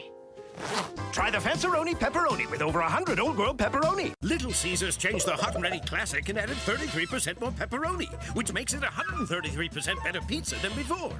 It's really good. Order a new classic online and use our convenient pizza portal pickup. In Murfreesboro on Memorial, Warrior Drive, South Church, and Old Fort. Pizza. Parks Auction. We handle everything. You have a staff that comes to your home. They tell you what to do. They walk you through it. It's been my experience that what I thought I should get for my home, I got much more for it. Visit our website at parksauction.com. Hi there, Parks Auction, 896-4600. Stan Vaught and the Parks Auction team are proud supporters of local high school and MTSU sports. If you need concrete work done, who would I call? Dan France Concrete. Here's why. He's local. He attended Walter Hill Elementary, Oakland, and MTSU. He served our community as a school resource officer for 9 years, and he's involved in the community. This is Dan with Dan France Concrete, wishing all Rutherford County student athletes a great season. Study hard, play harder, and be safe. Dan France Concrete is a licensed and insured residential and commercial concrete construction contractor serving Middle Tennessee. Check out danfranceconcrete.com online to see some of their work. Here's a question. What do you want from your electric co-op? I want expert advice on going 100% solar. I want to go green without breaking the bank. I want to meet my sustainability goals. I want solar to be simple. Done. I want to save the planet. Little hero, let's start with one of MTE's solar programs first. Energy Service Life. That's Middle Tennessee Electric. We're here to get done what matters most to you. Learn more at mte.com. We're talking now with Heather here at Carpets by Osborne. Tell us what it's like to work at a family business. It's a lot of fun. However, it's a lot of work. Everybody has to pull their weight equally. What do you think are some of the advantages of people doing business with a family business versus a corporate business? We are here to answer all questions. We're responsible for scheduling jobs. We're not here to sell you material and pass you off to a list of installers. Carpets by Osborne on Northwest Broad, next to Tire World. The Blue Raider fan source for officially licensed Middle Tennessee gear is Raider Tees. T-shirts, caps, sweats in all sizes, designs, colors, children's to plus sizes. Raider Tees has decals and license plates to show everyone your favorite team. Plus, check out their wide selection of Blue Raider art, jewelry, even golf tee markers. Show your Blue Raider pride with the largest selection of Blue Raider merchandise anywhere by shopping Raider Tees, 910 Ridgely Road, just before the bridge over Broad behind Chewy's. The Prentice Alsop Heating and Air Coaches Corner, fueled by Donut Country and McDonald's Murfreesboro on FM 101.9 and AM 1450 Murfreesboro, FM 100.5 Smyrna, and streaming at WGNSSports.com. The Coaches Show is brought to you by Dan France Concrete, a licensed and insured residential and commercial concrete construction contractor serving Middle Tennessee. That's Dan France Concrete. Talking about something solid as concrete, I'm now joined by Stewart's Creek head coach Ben Caudill. I'm Danny Brewer. I'm happy to be with you, Coach. How are you this morning? Doing well, Danny. How are you? Man, it's a good day. You know, we got sunshine going on, and you know they're running some big stakes races in Pennsylvania today, and you know, and I'm on the phone with one of the top football coaches in the county. So hey, how can it get much better? Yes, sir. Well, it's always good to be with you, Danny. So let's talk a little bit about last night's game. Didn't come out the way you wanted it to. 34-27 loss against an obviously much improved Antioch team. Tell us a little bit about how this thing played out. Yeah, well, want to give a lot of credit to Coach Arnold and Antioch on the season they're having.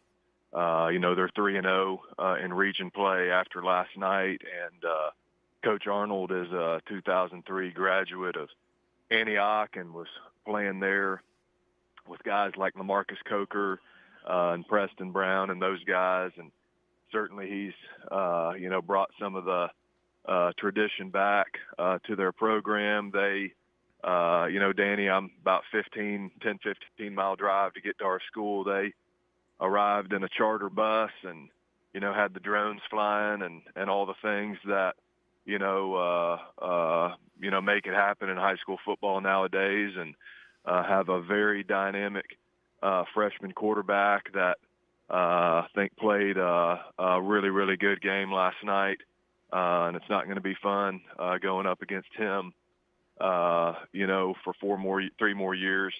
They've got a really, really good and dynamic, long, lean offensive tackle that has already got several offers, and he only played defense in about 2 games and the entire season and didn't come off the field last night.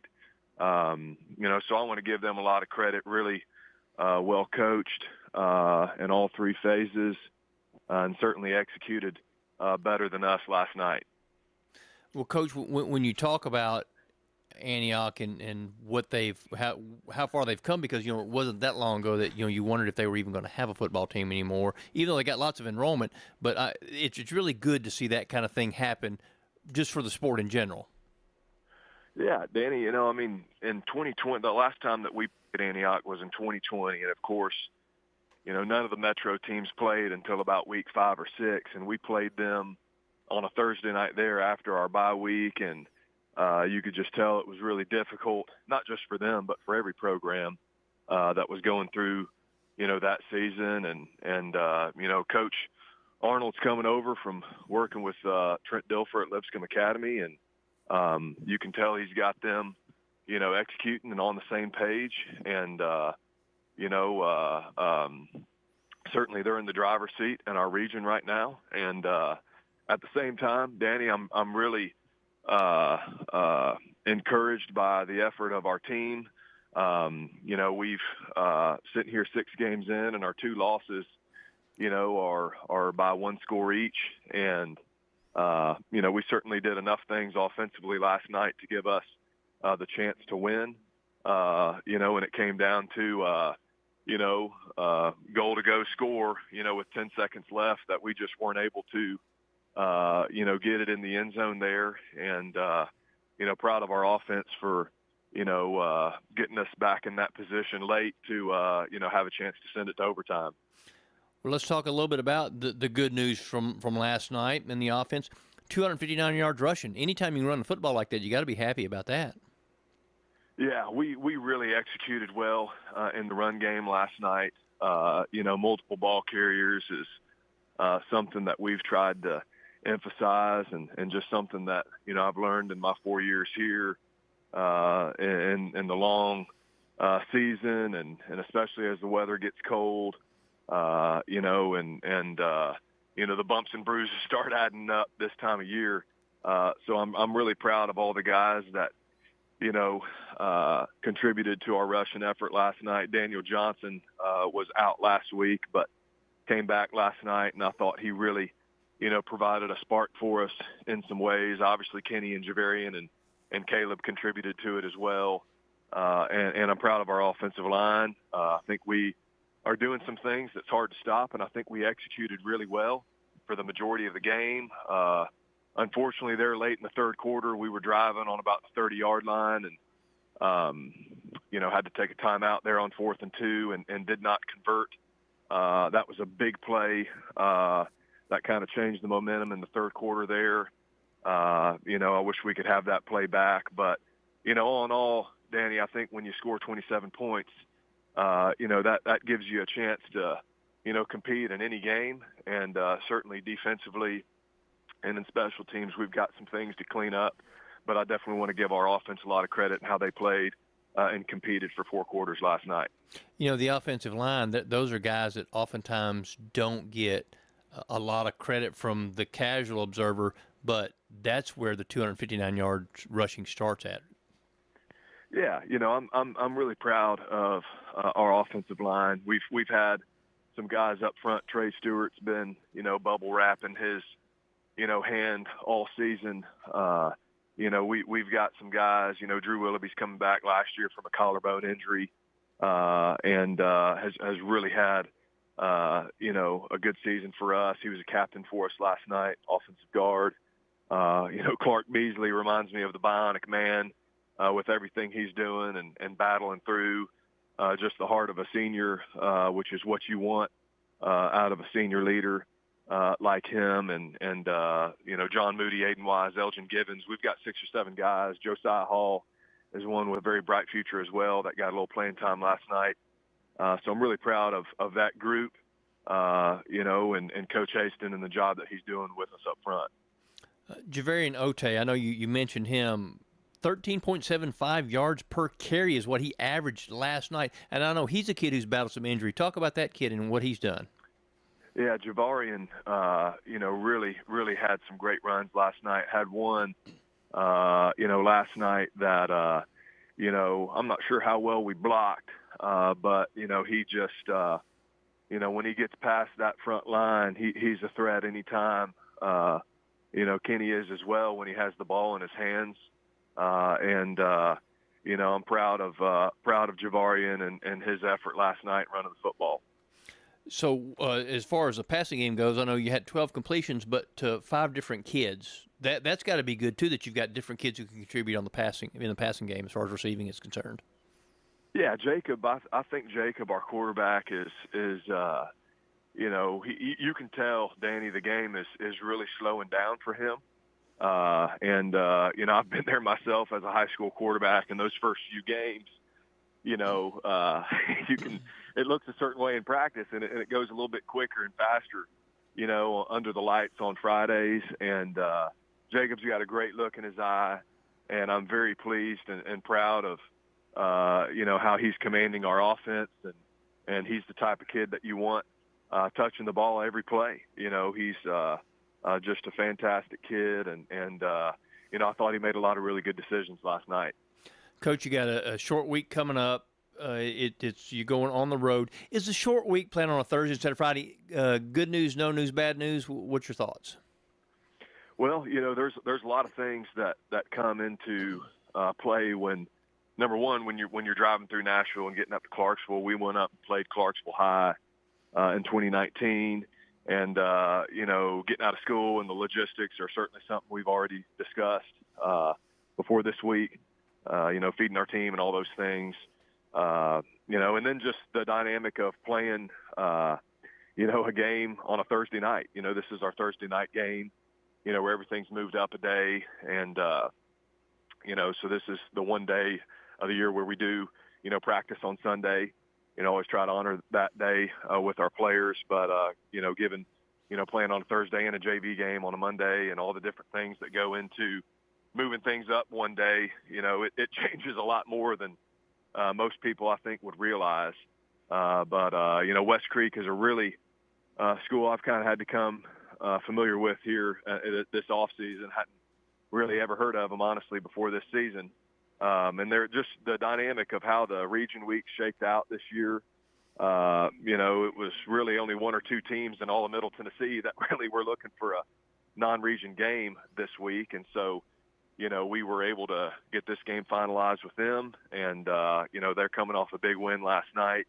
I've won I believe two of their last three. And so we've got to, get this bad taste out of our mouths really quickly, get back to work tomorrow. And I know our players are going to be eager to do that. One of the things that we had talked about before the season started is you said you want to make Stewart's Creek a football school. They've had a lot of success baseball, and y'all have been pretty good in football too, but you want to make Stewart's Creek a football school. Talk about the atmosphere last night, the facilities, the support, all that goes into making it a football school. Well, that's probably a segment in and of itself, Danny. I'm really proud of, this group of seniors when they were rising freshmen. That was my first year as our head coach.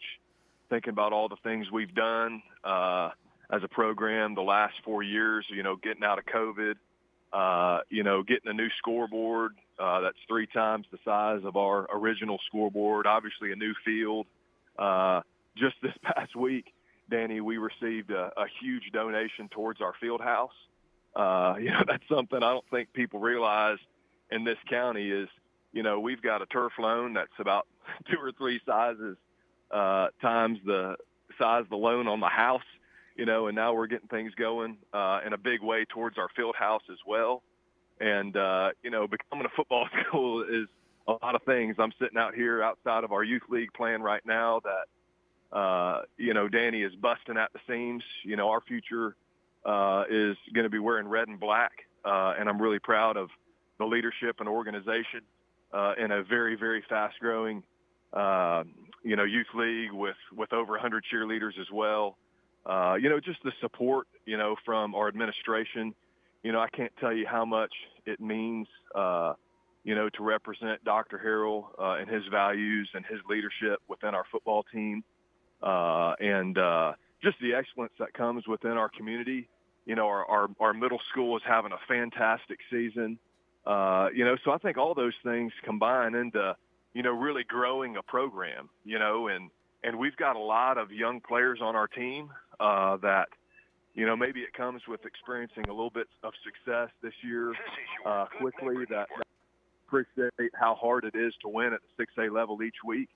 But I think we've made a lot of steps in the right direction. And it's important to keep those things in mind after, a hard-fought game last night. Well, Coach, I think you're the man to get them there. Congratulations on a great effort so far, and wish you the best of luck as we move forward.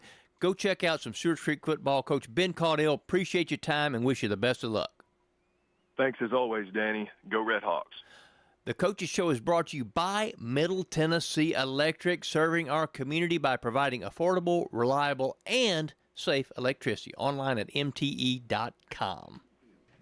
Sir Pizza.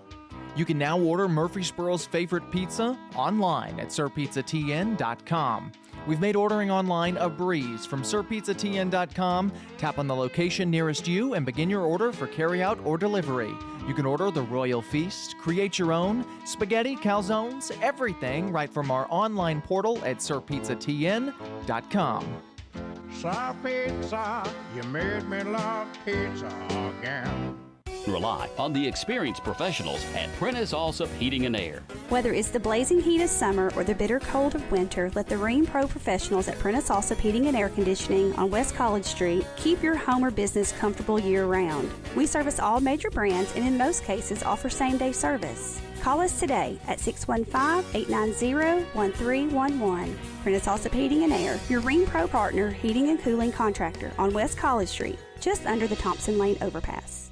Craig's Tax Service. We perform tax preparation, individual tax returns, corporations, partnerships, and all your payroll bookkeeping needs. Brandon Craig with Craig's Tax Service. We fulfill all your tax preparation needs from individual returns to corporations and handle any of those scary letters you may get from the IRS. Craig's Tax Service at 142 Heritage Park Drive. Call 890-2233 for an appointment. We're proud to support all Rutherford County athletes. Craig's Tax Service, 890-2233.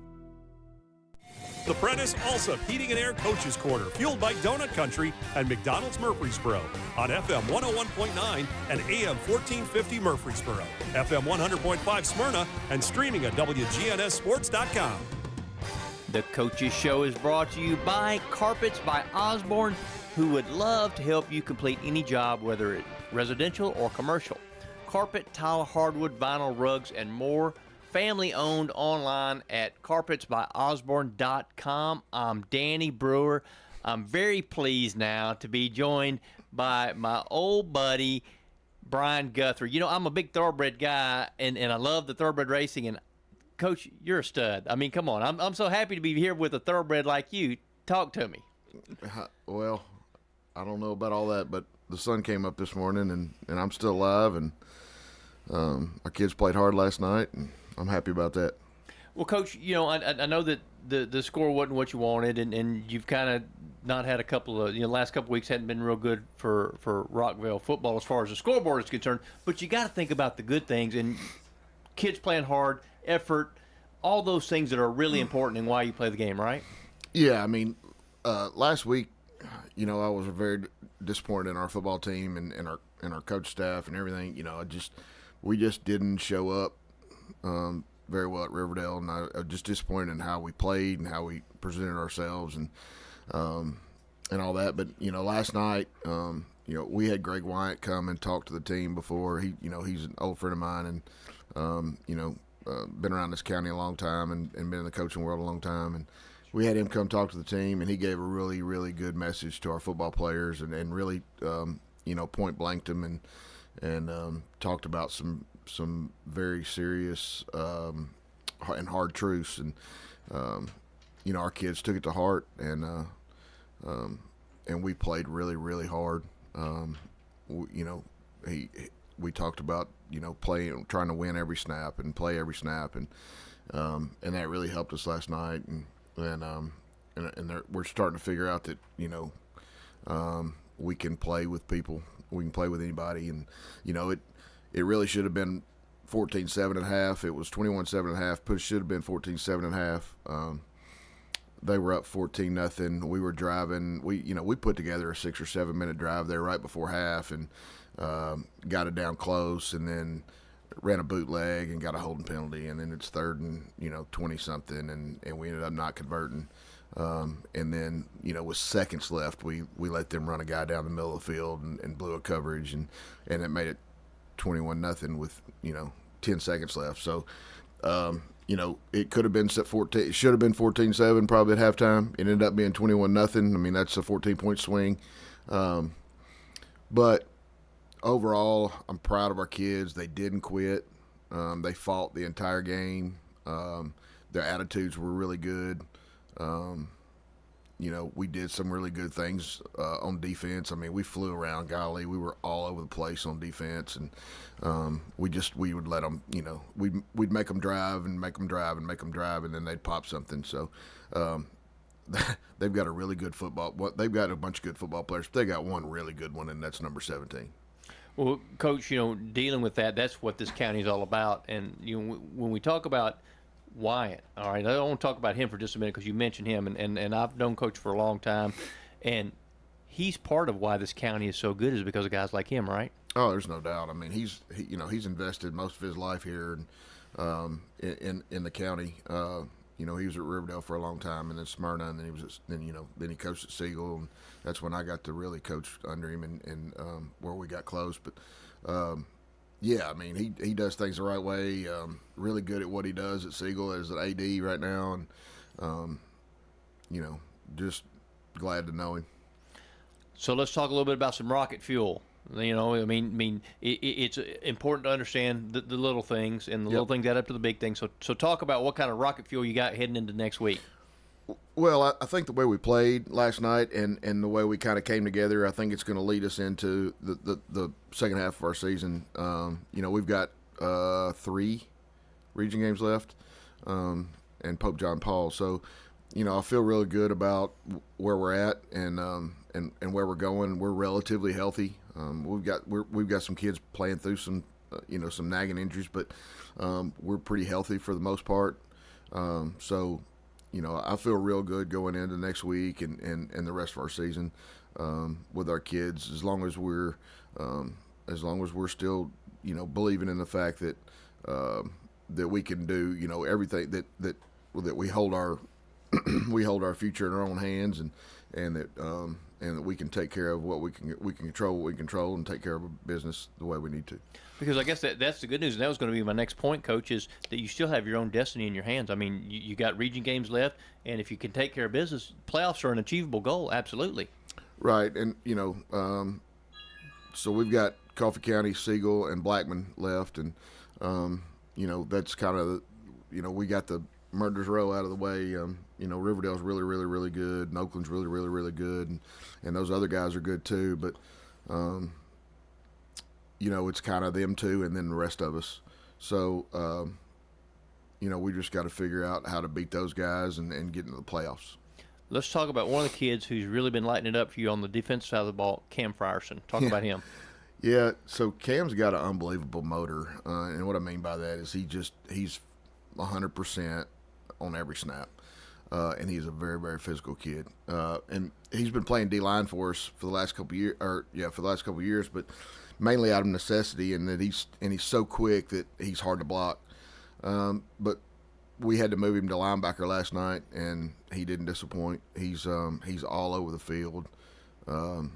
I don't know how many tackles he had, but he was in every one of them, it feels like.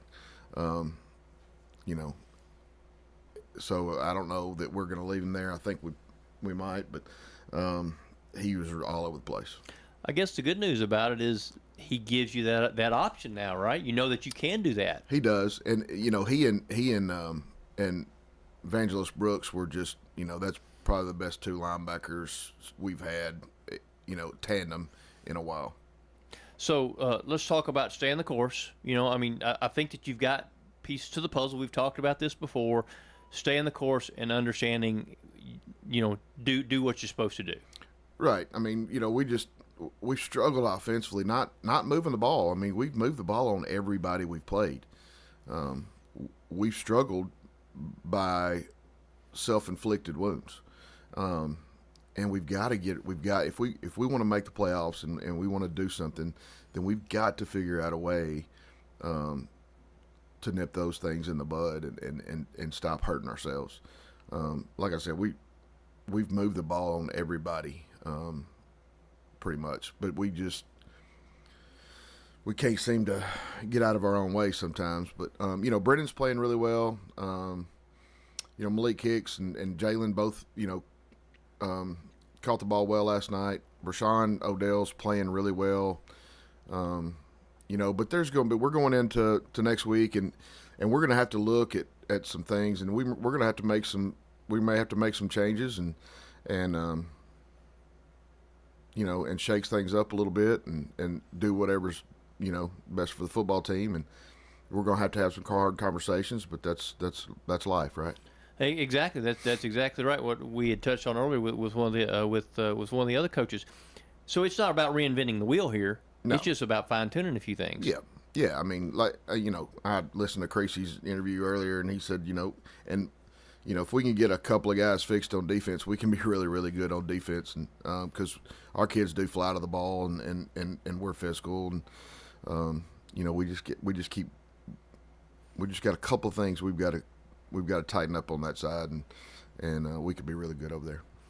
Second year as head coach out there, establishing the culture. Talk about the culture that you're trying to establish there at Rockvale. Well, we're just, the same culture that everybody else tries to. We try to build a winning personality. We try to we try to teach our kids how to be good people, and try to, but you feel like you spend most of your time fighting the social media world and the outside influences, and if we can just get our kids sometimes to block out the noise and stop listening to people that don't necessarily know what's going on, whether they think they do or not. It's getting those people to be have good character, and so that one day they're good mamas. I mean, they're good daddies, and they're good employees and all that kind of stuff. Well, it sounds like you're doing the right things over there, Coach. You're coaching life as well as coaching football. Brian Guthrie, mastermind over at Rockville. They got a lot of good things going on over there. I'm telling you, get out there and see them out on the road at Coffee County this week, but you can catch them in the coming weeks at home. Coach, wish you the best of luck. Keep up the good work. That's Brian Guthrie. I'm Danny Brewer, and the Coaches Show is brought to you by Rick's Barbecue, serving up the best smoked barbecue ribs and many local favorites on Warrior Drive, locally operated by Anne Marie Brents and the Lanning family. Stickers, labels, we do a lot of direct mail, booklets, manuals, programs. My name is Jeff Carlton. I handle sales and marketing for Franklin's Print Works here at Murfreesboro. We are at 2227 South Park Drive. Franklin's Print Works has been in Murfreesboro for over 25 years. We are a full-service commercial printer. We offer everything from business cards to brochures, booklets to banners, everything in between. Our website is franklinsprinting.org. Winners Trophies can help you with customized awards for any occasion. Owner Kelly Hockenberry continues to provide awards for sports teams, churches, recognition awards, and more. Call Winners Trophies at 904-6002. That's 904-6002 for the best in quality, service, and pricing. You can also email Kelly, winnerstrophy@comcast.net. That's winnerstrophy@comcast.net. Any award for any occasion. Winners Trophies, 904-6002. We're at Rick's Barbecue on Warrior Drive, where, of course, they've got barbecue and smoked chicken, ribs, but they have other favorites. Our chicken tenders are delicious. We bread them here ourselves. We have so many different kinds of sides, and our nachos are really good and popular. I love the menu. I could literally eat here every day. Anne Marie Brents at Rick's Barbecue. We're thankful for the customers. We have a lot of regulars, loyal customers that come in, and when they come in, I already know their order. Bet you're hungry now. We'll see you at Rick's Barbecue, 212 Warrior Drive. With the service you get from State Farm, you might think our car insurance costs more. I'm State Farm Agent Bud Morris. Give me a call at 615-893-1417 and let me show you with discounts up to 40%. You may find it even costs less. Local business owners, you know how important it is to be here for your customers. I'm State Farm Agent Celeste Middleton, and I run a small business in Rutherford County too, and I'm here to help you protect your small business. Call me at 615-895-2700. First National Bank of Middle Tennessee is dedicated to our community. Hi, I'm John Dietrich, Senior Vice President and Commercial Banker at our 1708 Gateway Boulevard location in Murfreesboro. Let me help you purchase, finance, or build with local people and local decisions. As a lifelong Murfreesboro resident, I'm committed to our town and your financial needs. Look us up at fnbmt.com. First National Bank of Middle Tennessee, Equal Housing Lender, member FDIC, NMLS number 401715. Tennessee Orthopedic Alliance takes great pride in treating local athletes here in Rutherford County. Experts in joint, bones, and muscles. And with over 65 specialists, TOA has a playbook to get you back in the game. To request an appointment, visit TOA.com or call 855-NEED-TOA. Tennessee Orthopedic Alliance. TOA. Live your best life. The Prentice Allsup Heating and Air Coaches Corner, fueled by Donut Country and McDonald's Murfreesboro on FM 101.9 and AM 1450 Murfreesboro, FM 100.5 Smyrna, and streaming at WGNSSports.com. Welcome back to the Coaches Show, brought to you by Sir Pizza, whose 3 Murfreesboro locations offer a huge selection of mouthwatering pizzas, sandwiches, pastas, and wings. You can find your favorite pizza online and order there, too, at sirpizzatn.com. Time to talk Seagull football. Adam Renshaw joins us this morning, and you had a wild region game last night with the Blackman Blaze, didn't you? Yes, sir. Yes, sir. It was one of those games I wish we could play the first half over again. But kids did not quit, and they played hard in the second half. We gave ourselves a shot to win it and came up a little bit short. I noticed as the scores were coming in, Blackman kept putting some points on the board and kind of dug yourself a first half hole. I guess that's what you're alluding to, playing that first half again. Yeah, we made some mistakes. Couldn't get any consistency offensively. Made some mistakes in our blocking schemes, reads, and things along those lines, and then had a special teams mistake. And next thing you know, we look up, and we're down quite a bit. What do you do as a coach when things aren't going your way? I mean, is it a halftime rah-rah? I mean, is there a secret sauce? Or, I know these young men want to step up to the challenge, and they did that in the second half. But what do you see as what pieces do you move around as a coach to try to spur on some, enthusiasm and all that kind of stuff? Well, I think, every week you prepare for adversity. It happens at every ball game in some form or fashion. And so, we have high character kids. They weren't going to quit. And I never expected that they would. When we're in at halftime, to be honest, we didn't do a whole lot different the second half as far as play calling and things of that nature. We just had some kids step up and make some plays. And, momentum is a funny thing in a high school football game. And, when kids get confident, it's like there's nothing they can't do. And then without confidence, it's a struggle. And so, somehow in the first half, we were lacking that confidence, that initiative, and then somehow we found it in the second. Sometimes, 2 steps forward, 1 step back, but then all of a sudden when something really good happens and momentum shifts, it's like, maybe 4 steps forward before a step back, then that's how you're right about momentum. You see it in every sport, really. Yeah. And I thought our defense played really well the whole game. We had a few key missed tackles that hurt us. But as far as our interior and the structure of our defense, we were really sound, and we just put them in some really bad positions in the first half there. And it was, they didn't quit. They fought hard. And then in the second half, I thought they played well, and we had a shot to win it. Let's kind of talk about that second half. You keep putting points on the board, and then all of a sudden you're looking at a 3-point ball game there at the end, right? Yeah. Well, sophomore receiver Drew Hostetler made some big catches there. And, and Thomas Santel did a great job finding him and looking him up right there. And so that little connection got going in the second half. They got hot. And the next thing you know, we scored 21 points there pretty quick. You mentioned Drew. He had 2 receptions for 78 yards and a touchdown last night. It looks like, we're used to seeing really high numbers from Thomas, and he did have almost 200 yards passing, but Blackman made it pretty tough on him to run the football a bit last night, did they? Yeah. And we knew they were good up front defensively and well coached, I think surely that was part of their game plan, and I think, scheme-wise, there's some things I'd like to do over again in the first half, but then again, blocking those guys up front, I feel like we could block them. It's just we weren't in the first half, and so just got to do a little better job there. And Adam Renshaw is joining us, Siegel football head coach. You watch film. I'm sure you watch a ton of film on Blackman to see, but it takes sometimes being in that real game environment to see what blocking schemes are going to work to get you a few more yards, things like that. You have to make game time adjustments. Yeah, you're exactly right. I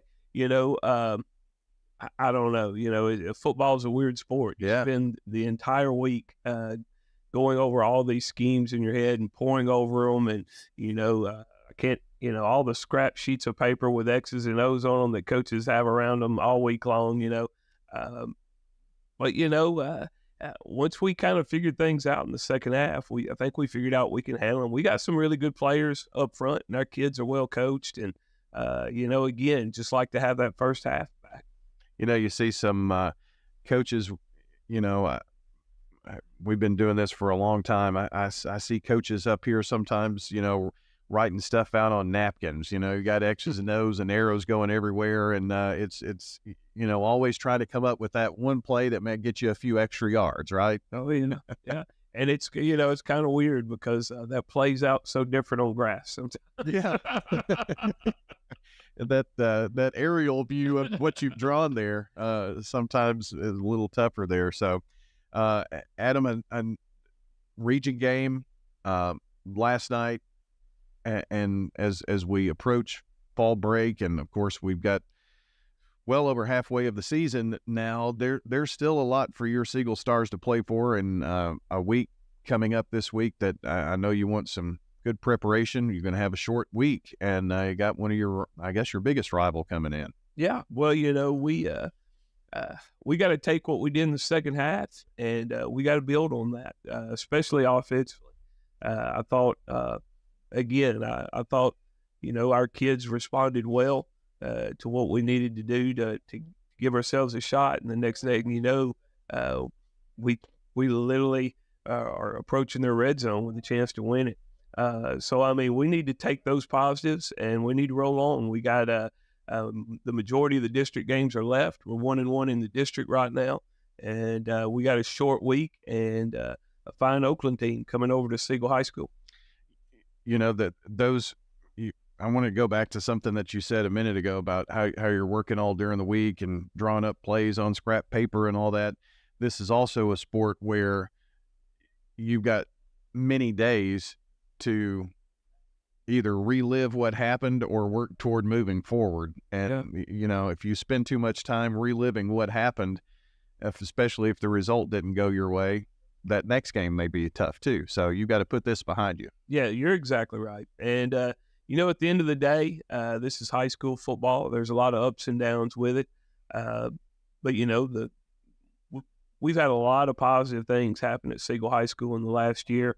But our Siegel High School football program is our football players, our boys. And, we're going to pour everything we have into them. And, I'm going to bet our kids respond this week and we get better. Well, there's nothing like playing one of the best, and you got the 3-time defending state champion coming in. They just happen to be really, if you wanted to take a nice long walk, within walking distance from you. Yes, sir. Yes, sir. And Coach Creasy does a great job, and we've seen them on film against Blackman this past week. They're a really good football team, as they always are. Really physical. We got a work cut out for us, but it's a cool challenge. Let's get ready for them. You did mention, I don't want to get too far ahead, but I know you've got Oakland, and then 2 more region games after that, 2 of the 3? Yes, sir. Let me see here. We come back after fall break. We got Beach that we'll travel up there and play them. Then we have Riverdale for senior night, and then we go over to Rockville to finish the regular season. You must like Sumner County. That's 2 trips this year. Yeah, I know. It's funny how the scheduling works out, isn't it? Yeah, I guess that's right. So, but still a ton to play for here, and I coaches hate when I mention looking at playoffs, but I'm sure somewhere along the line, I mean, you're looking at what can we do and make a postseason appearance here and a run, and you've still got plenty of time and plenty of games to do that in. Yeah, and a chance in practice to right some of the problems that plague us, and so and that's really what's so valuable to a high school football team, that time together during the week, and everybody sees what goes on under the lights, but there's hours of preparation for every one football game, and all of that preparation. That's where you build team unity and guys caring for one another is really Monday through Thursday, I guess, during practice, isn't it? Well, and I'd like to think that's what happened last night, in the second half when our kids kind of came together and started. I mean, our kids on the sideline were still cheering on the 11 on the graphs, the Siegel Stars that were out there playing. And so I'd like to think the cohesiveness of our kids and how much they care about one another, has had a lot to do with us hanging in there last night and giving ourselves a shot. Football's a funny game. You've got 11 players on either side of the ball, but you have so many young men that are there on the sidelines, and that is their job, to cheer on and look and learn and see what it's like, and with some of those younger guys. So a lot of good experience can be had even there on the sidelines, can it? Yes, 1,000%. And that we talk a lot about that, being invested in the 11 that are out there, because all of us will hopefully be out there at some point. And again, we got some things to fix, but I'm proud of the way our boys responded last night. Well, again, a short week. You'll play host to Oakland on Thursday night, and you've been doing that for several weeks leading into fall break, playing on Thursdays, and you had some good crowds when you've been home. Yeah, and it's a tough week. In my experience doing this the last 3 years, it's a tough week getting ready for that game, and we have to come in focused, ready to go, and like I said, really tough opponents. So it'll be a huge challenge for us this week. But like I said, I'm excited for it, and I think our football team will be also. Adam, appreciate you coming in this morning. Good luck against the Stars. Yes, sir. Good luck against the Patriots. You are the Stars, right? Well, the Stars are the ones we're going to concentrate on. There you go. I get that. That's for sure. Adam Renshaw joining us this morning on the Coach's Show, brought to you by Ideas Tees. They'll be happy to help you fulfill all of your imprinted apparel, embroidery, and advertising specialty needs. Find out more at ideastees.com. How about a fix for your sweet tooth? Donut Country is open 24 hours a day to cure your cravings. They've been serving up the freshest donuts in Murfreesboro since 1978. There's just something different about donuts from Donut Country. Bo and Cindy Davis and their wonderful staff will greet you with a smile, and you'll see all donuts aren't created equal. Fresh donuts anytime you want them, 24/7 at Donut Country on Memorial down from Clark. And they're open each morning on Middle Tennessee Boulevard. Check out their Facebook page for specials and promotions. Nothing else compares to Donut Country. Open 24 hours. Quick, convenient, efficient. 3 words that we all hope to experience when we do business. Our goal at JHA Company is to bring just that to an industry that's traditionally dictated to the customer when it's time to do business. Whether you're purchasing class pictures in a yearbook, class jewelry, a letter jacket, school spirit wear, or senior graduation products, we strive to make the experience quick, convenient, and efficient. Find out more at jhacompany.com. JHA, your one source for an unparalleled scholastic experience. This is a paid legal ad. You've probably heard it a million times. If you're injured, call a lawyer. And you probably haven't, because you don't know how much it will cost, how long it will take, or even if you have a case. At the law offices of John Day, we provide a free initial consultation because we understand that folks don't want to pay a lawyer only to find out they don't have a case. If you think we can help, we do so on a contingency basis, which means we only get paid if you do. Seriously injured? Call me, John Day. Hello, this is Coy Young at Las Casas Feed Supply. We'd like to welcome you to our door. I'm Ian Young. I'm at Las Casas Feed Supply. I'm selling beef and pork, 100% Angus, raised here in Las Casas. Come get you some. Everyone's favorite cuts available, even options to purchase a quarter of a steer. We got the beef. Hello, everybody. Las Casas Feed Supply. Family owned and operated, Las Casas Feed Supply on Barlow Lane, just off Highway 96 East. Is your saving for retirement strategy involving the phrase, "I'll get around to it someday"? If so, we need to talk. Hi, I'm Edward Jones Financial Advisor Lee Colvin, and when it comes to meeting your goals, time can be on your side. And there's no better time than now to get started towards your retirement goals. Give us a call, Lee Colvin, at 615-907-7056. Edward Jones, Making Sense of Investing, member SIPC. Welcome into the Coach's Show, and it's time to talk. Welcome into the Coach's Show, and it's time to talk some Eagleville sports here. Welcome into the Coach's Show, and it's time to talk some Eagleville sports here. Our show brought to you by J. Mullins Jewelry, a family-owned and operated business treating clients like family since 1938. From jewelry design, repair, a wide selection of great jewelry pieces over at Mullins Jewelry. WGNS.com. Floyd Walker joins us this morning, the head coach of the Eagleville Eagles, and Wayne County, huh? Oh, yeah. Another one. Yeah. And another good bus ride, went down to Wayne County, rolled in on homecoming for them, and, thought we competed hard, probably made too many mistakes. Ran into a group of Wildcats that were excited about having the opportunity to play for homecoming, and just fell a little bit short.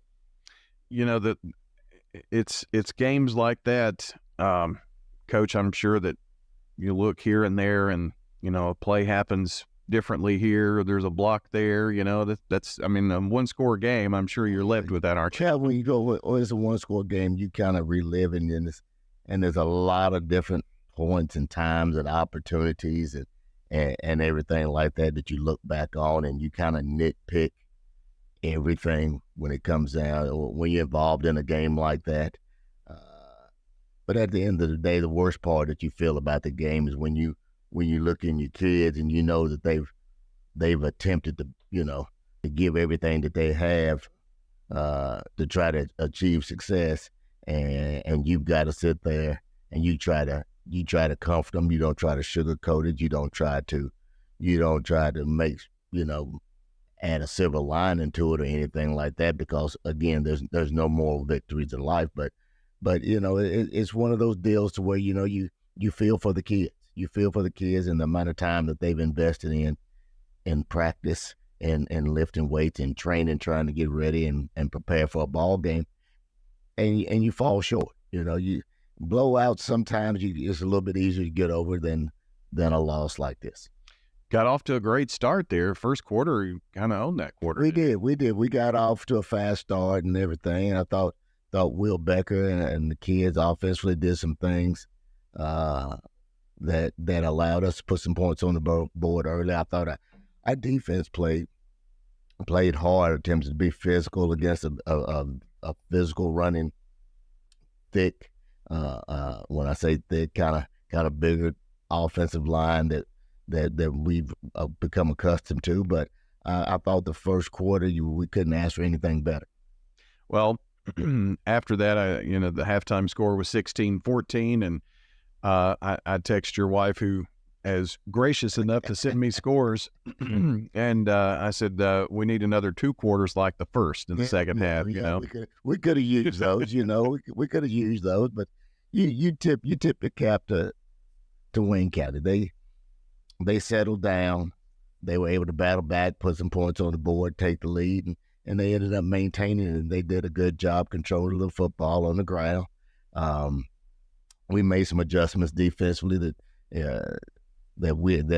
ended up helping us and slowed them down and took away some of their big plays that they had to get back in the ball game. But again, I'm always going to be proud of the way that our kids compete. I'm always going to be proud of the way that our kids handle themselves on the field, win, lose, or draw.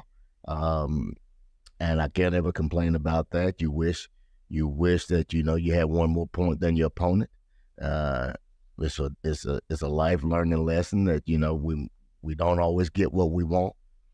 Sometimes we don't get what we deserve. But at the end of the day, we're going to have to figure out a way to bounce back, and I think our kids will do that. Floyd Walker joining us this morning, talking Eagleville football. Down 16-14 at the half. You got down 24-14, and then get a score to cut it to a 2-point game, and then it's anybody's right there in the fourth. Yeah, we cut it down to we get a score. We cut it down. We had a stop. We had a mistake in the kicking game, which allowed them to continue a drive to put some more points on the board. It ended up putting them up by 8, I think, something like that. And then we ended up driving down, and then just time got away from us, and we couldn't finish a drive. So it's an unfortunate way to lose one. It's a learning deal for us. Again, it will be that way when we get back on to work on Monday. But we're not going to shy away from the fact that we didn't get it done, and that's you can sit here and try to wallow in your own misery and everything if you want to. but sometimes you have to man up, and our kids understand that. We got to man up, and we got to understand we didn't do the things necessary, whether it's coaching, whether it's player-wise, whatever it may be. We did not do the things necessary that would allow us to walk away with the win, and we just acknowledge that, we embrace that, and we'll get back to work on Monday. Kind of a tough feeling too. I think they got the ball with just under 4 minutes to go, and it just couldn't get it back. Right, right. No, you had another possession. We had another possession. We got it back with somewhere around probably around the 5-minute mark or something like that. 4 minutes, 30 seconds, something like that, and we took it down. We took it all the way back down into I want to say like the 12-yard line or something like that. So we just couldn't finish it, and you tip their hand. You tip the cap to their defense for keeping us out of the end zone. You mentioned Will, just shy of 200 yards passing last night, 13 of 28, 192 yards, 2 TDs. Also had 32 rushing yards for you, and so this young man's really come into his own at that spot. He really has. I've told him I wish you'd done this earlier. He's starting to grasp the position.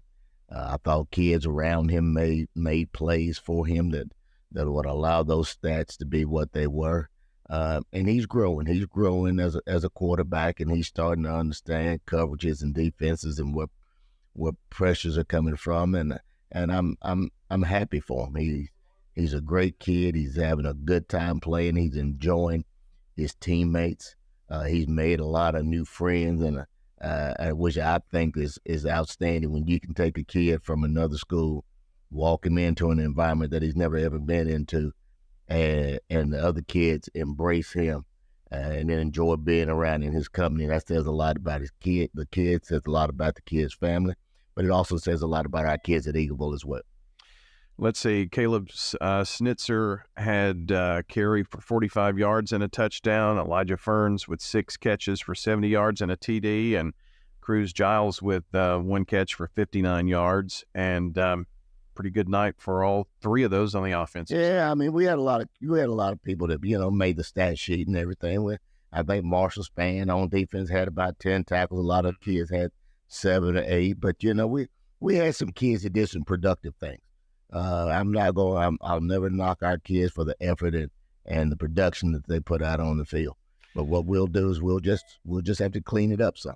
Well, the thing about football is, Coach, you play a game, and then after that you reassess and what the situation is. And then this is kind of a weird week. Everybody's anticipating fall break around the corner and all that kind of stuff. So you got to keep your head on straight. Oh, you do have to keep your head on straight. But at the end of the day, the sun's gonna come up tomorrow, and somebody's got to win, somebody loses, and as a man, that's what you want to learn in life. You want to learn how to deal when things don't go your way, or you don't get what you want, and you have to learn how to push through that, because there's going to be some difficult times in your life. And it was a life lesson for us again last night. So I hope our kids learn something from it that they may not get it right now, but maybe 5 years, 10 years down the road, when they become, productive citizens in this community, that they'll reflect back on this and say, yeah, I remember when I went through this. This is going to help me go through what I'm going through right now. So hopefully that's always something that we can instill in our young men. Yeah, just wait until they're 28 and have a newborn that's screaming and sick, and you got to go to work, and who's going to keep the baby, and all that stuff, right? Everybody's looking at you, and everybody's looking at you, and they want answers. Okay, so, but I think our young men are on the right path to have that type of life. You've got Tennessee Heat this week. Tell us about Tennessee Heat. A lot of people may be unfamiliar with them. Tennessee Heat's a homeschool team out of, I think they're out of Nashville. They play a lot of 8-man football, but they will step up and play some 11-man. And we ran into them last year because we were a game short. And we deal with them in track a little bit. And their coach told me, yeah, just reach out. They'll fill an 11-man and play a game for you. So they were gracious enough to do that in return for another 2-game swing in this scheduling period. So we'll roll up to Mount Juliet to face them. I think they were a lot of a 3-4 wide out scheme last year. I'm assuming they're going to be doing the same thing. But what their kids do, the kids play extremely hard. They're very disciplined. It's a Christian-based group, and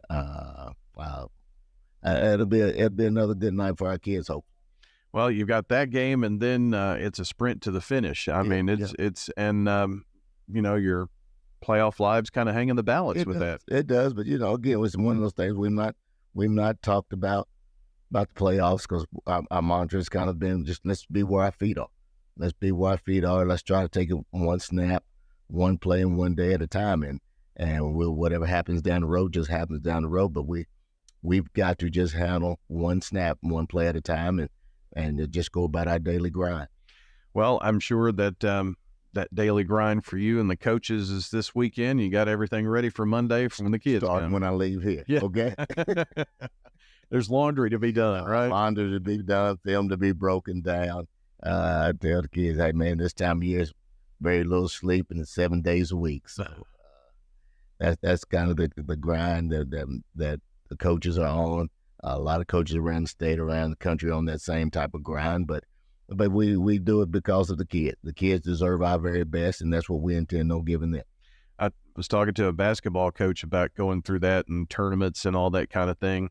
And they said, you know what, I can sleep in April. Hey, but here's the thing. Hey, look here. Hey, basketball coach and baseball coach, they don't understand.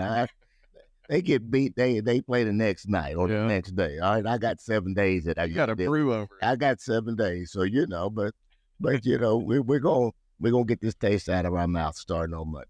All right, Coach. Appreciate you coming in this morning, and we'll see you next Saturday. Appreciate it, Brian. Thank you. That is Eagleville coach Floyd Walker joining us on the Coach's Show, brought to you by Bowen's Body Shop. From dings and dents to full body work, you can trust Jeff and Kyle Bowen to do the job right on Middle Tennessee Boulevard. Rely on the experienced professionals at Prentice Allsup Heating and Air. If your old unit needs a tune-up, the professionals at Prentice Allsup Heating and Air service all major brands and even offer same-day service in most cases. Keep your home or business comfortable year-round. Call us today at 615-890-1311. Prentice Allsup Heating and Air, your Ring Pro partner heating and cooling contractor on West College Street, just under the Thompson Lane overpass. Online at PrenticeAllsup.com. Getting the kids to practice on time. Remembering if it's your day to bring snacks. Making it to the game with a clean jersey. Why are simple things sometimes so complicated? Thankfully, with Auto Owners, insurance doesn't have to be one of them. Auto Owners works with independent agents who answer when you call, so you can worry about more important things, like whether your kid is going to run toward first or third base. That's simple human sense. Rayburn Insurance in Smyrna. Come see me, Rick Hall, at Rayburn Insurance in downtown Smyrna today. Online at rayburn.net. Head over to J. Mullins Jewelry to check out their selection of rings, watches, custom design jewelry, and much more. They're a local business located at 352 West Northville Boulevard right here in Murfreesboro. They have gifts for all occasions, weddings, graduations, anniversaries, whatever you need, you can find it at J. Mullins Jewelry. That's at 352 West Northville Boulevard or online at mullinsjewelry.com. Craig's Tax Service at 142 Heritage Park Drive offers complete tax preparation, financial, and bookkeeping services. This is Brett Craig with Craig's Tax Service. From personal tax preparation to business bookkeeping, payroll, and taxes, at Craig's Tax Service, our staff is here to help. Get help with your taxes. Call 890-2233 for an appointment. As a former Siegel Star football player, I know the importance of the high school sports experience. Good luck to all county student athletes. Craig's Tax Service, 890-2233. Dr. Automotive is the cure for your car. Brothers Danny and Randy Brewer have been providing Rutherford County with ASE certified auto repair for nearly 20 years.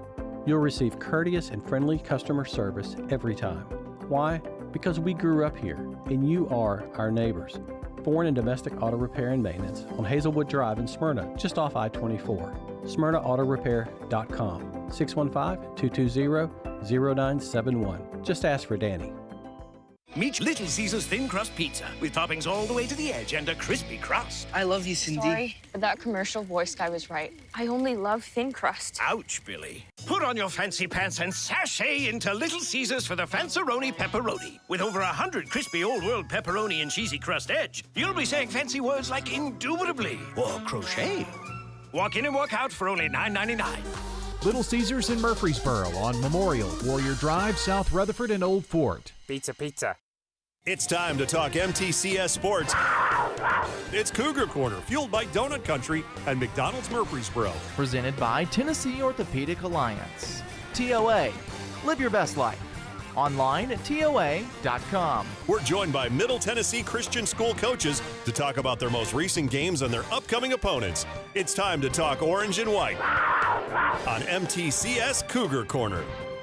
Well, good morning and welcome into MTCS Cougar Corner here on this Saturday morning, and all smiles here this morning for the orange and white. Christian Peterson joins us in studio today to talk about last night's game, and played a little football and something like a number one team, defending champ, something coming in, right, and all that to go along with that fun atmosphere. I bet it was a good one last night, Coach. Yeah, for sure. There was definitely a lot of outside noise about the game, and our kind of focus all week was, let's not make it bigger than it is, right? It's a big game. It's a region game, but that's what it is. It's one game. We win the game. We haven't won anything. We won one region game. We lose the game, our season's not over, right? Like it's one region game. So, we really wanted to put that in perspective. Wanted to play well, wanted to come out on top, but, win or lose, it wasn't going to make or break our season, right? We won the game. Now we got to come out. We got to get even better this week. And then, we got to keep getting better. Because if we see those guys get in the playoffs, we're going to need to be ready to go. Well, you look at a football game and an opponent, and I know this game last year was a little further down in the season. I'm pretty sure it was maybe the last week of the season last year when you played Friendship down there, and we went to broadcast that game, and just to play here or there goes your way, that's a different result. Well, fast forward to this year, a play here or there that does go your way, and you're on the other side of that. I mean, that's just football, isn't it? Absolutely. We talked about it this week. 4 or 5 plays. When two good teams play each other, 4 or 5 plays are going to dictate the game. The tricky part about football is you never know when those 4 or 5 plays are going to happen, right? And, the play could happen, and you might not realize that's one of the 4 or 5 plays until a quarter later. We come out the second half. It's a 7-0 game. Defense plays fantastic, puts together a 3-play sequence where, we knock them back-to-back plays. Then we end up getting a safety on the 3rd play. And, you end up winning that game by 2. Whereas you're coming out of halftime, you have no idea that the next 3 plays are going to be key to the end of the game. And, it's about making sure that we're ready for each moment that happens in each game. And I thought we did that last night, and I'm really proud of them. There are a few things that happen in football games that sometimes just really swing momentum, and kind of talking about scoring plays, or, an onside kick, things like that. And the safety, I think, falls into that category. And maybe it's because it doesn't happen that often. It's really pretty rare. Last week, there was actually a 2-2 game. They had 2 safeties, and it was tied 2-2. And I don't know that I've ever seen that in 30 years. But that's wild. Those are things that can really give you a punch in the arm. Did that do that for you last night, that safety? Absolutely. Our defense flew around all night long. Can't say enough about them with the level of physicality they played with, making sure we were fitting gaps. Tyson's a really good running back. He has those numbers for a reason. And, we knew coming in that we were going to have to figure out a way to slow him down, just like they were going to have to figure out a way to slow Eli down.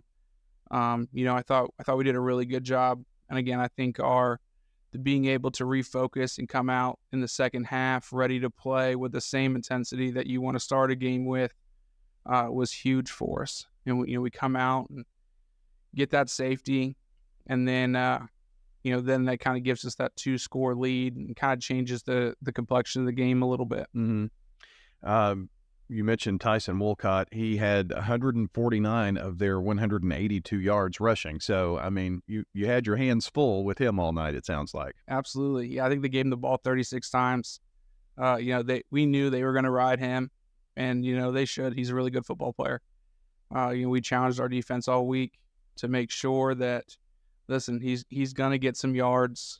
He's going to make some plays. This is going to be a 15-round fight. Okay, they're going to land some punches. We got to land some punches. We got to keep going. And, I think our defense did a really good job of, okay, they got the first down. Now let's reset. It's a new series. Let's go play. And, they were able to get some yards, but we didn't give up a whole lot of points. And, that wins football games. You can keep them out of the end zone. You score more than they do, you win. So, yeah. And, really, really proud of the effort we gave last night. Christian, staying here on the defensive side of the ball, Brooks Jones, 23 tackles. Kind of mentioned someone had 23, and it was Brooks.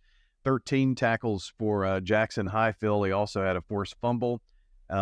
Yates Guerin had 6 tackles and a fumble recovery. So that's just a few of the guys. But, 23 in a game. I've seen kids this part of the season have 23 total. So that's pretty amazing. Yeah, it was probably one of the better defensive performances that I've seen.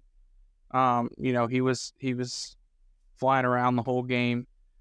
He was on the field pretty much the entire game.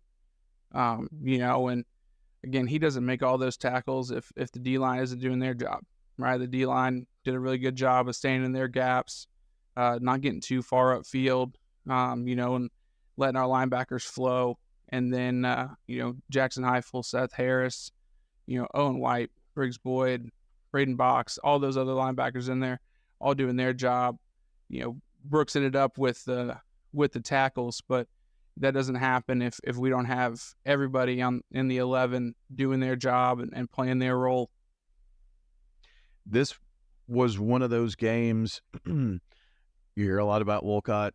You also hear a lot about Eli, and those two, I know you are not going to get caught up in any of this, but maybe favorites for Mr. Football down the road and all that kind of thing. But the hype, it's Friendship Christian coming in, defending champs, all of these things, you have to deal with that. How do you deal with that as a coach with high school kids? Because you want enthusiasm. You don't want to be overconfident. I mean, there's a happy medium, and you've got 7 days to work on that. And I mean, as soon as last week was over, it's like Friendship Christian is next. So, I mean, how do you handle that? What did you do this week?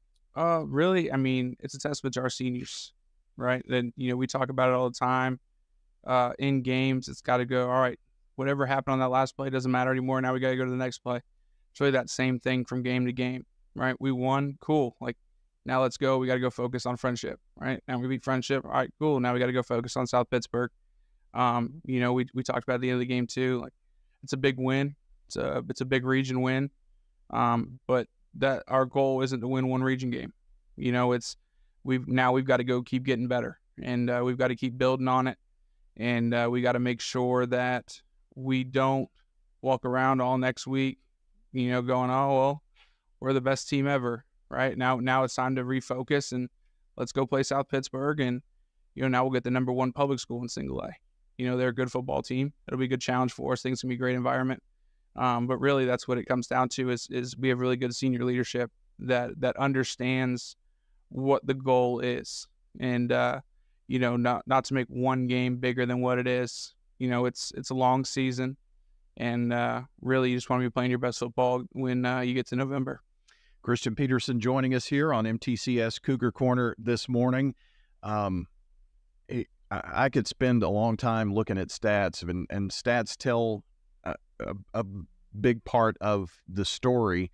One that just kind of jumps out at me, that the number of first downs Friendship had, and it looks like they had the ball for a lot of time, but you scored on some explosive plays. your defense kind of made them spin in the mud quite a bit of the night. Just glancing at the numbers, that's what I see. Is that kind of how things went? Yeah, so we talked about it all week. We don't hurt yourself. We want to make sure that we're clean, no unforced errors. In big games, a lot of times teams will lose the game more than win the game. And so, naturally we come out and have 2 false starts on the very first play and back ourselves up and have 1st and 20 and go 3 and out, right? Exactly what we talked about all week. But it always happens that way, doesn't it? Right. But the defense came out and responded. They played really well. Again, we knew that they were going to line up and run the football. We knew they were going to get some first downs. We knew they were going to try and hold the ball. It's kind of what they did to us last year too. Where there's not going to necessarily be a whole lot of offensive snaps for us. And so it's about executing when we have it. And again, defensively, it's about not getting frustrated if they string together 2 or 3 first downs. It's, our job is to keep them out of the end zone. And, they understood what the job was. They understood what the goal was, and were able to execute it. There are always plays here and there that make a difference. We've talked about the safety. When a team has the football almost double the amount of time that you do on the offensive side, there are some things that happen. If you had to say, here are the top 2, here are the top 3 plays of the game that allowed us to win, what would those be? So I think our defensive stand coming out of halftime, we're up 7-0. It's a big game. It's a 1-possession game.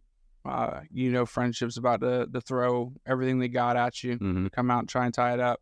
And 3 plays, and we end up getting 2 points there. I think that was a huge turning point. And then it's a 9-7 ball game, and we get the ball with, I think it was like 3 minutes left. And so our whole conversation was, we get a first down here, we're gonna win the football game. And I looked at the O-line and I said, listen, it's on us. Let's go win this football game. Make it easy for the backs, give them a hole. Let's go win it. We get the ball, it's like 3rd and 7, and give it to Gabe Howe off the edge, and we were able to get everybody sealed inside, and he ends up breaking one down the sidelines for, it was like 52. And really that was the one that was kind of the backbreaker for him.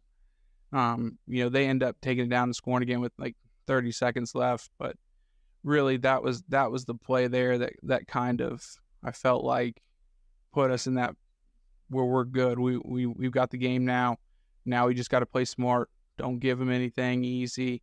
Make sure we recover the onside kick when they scored, and things like that.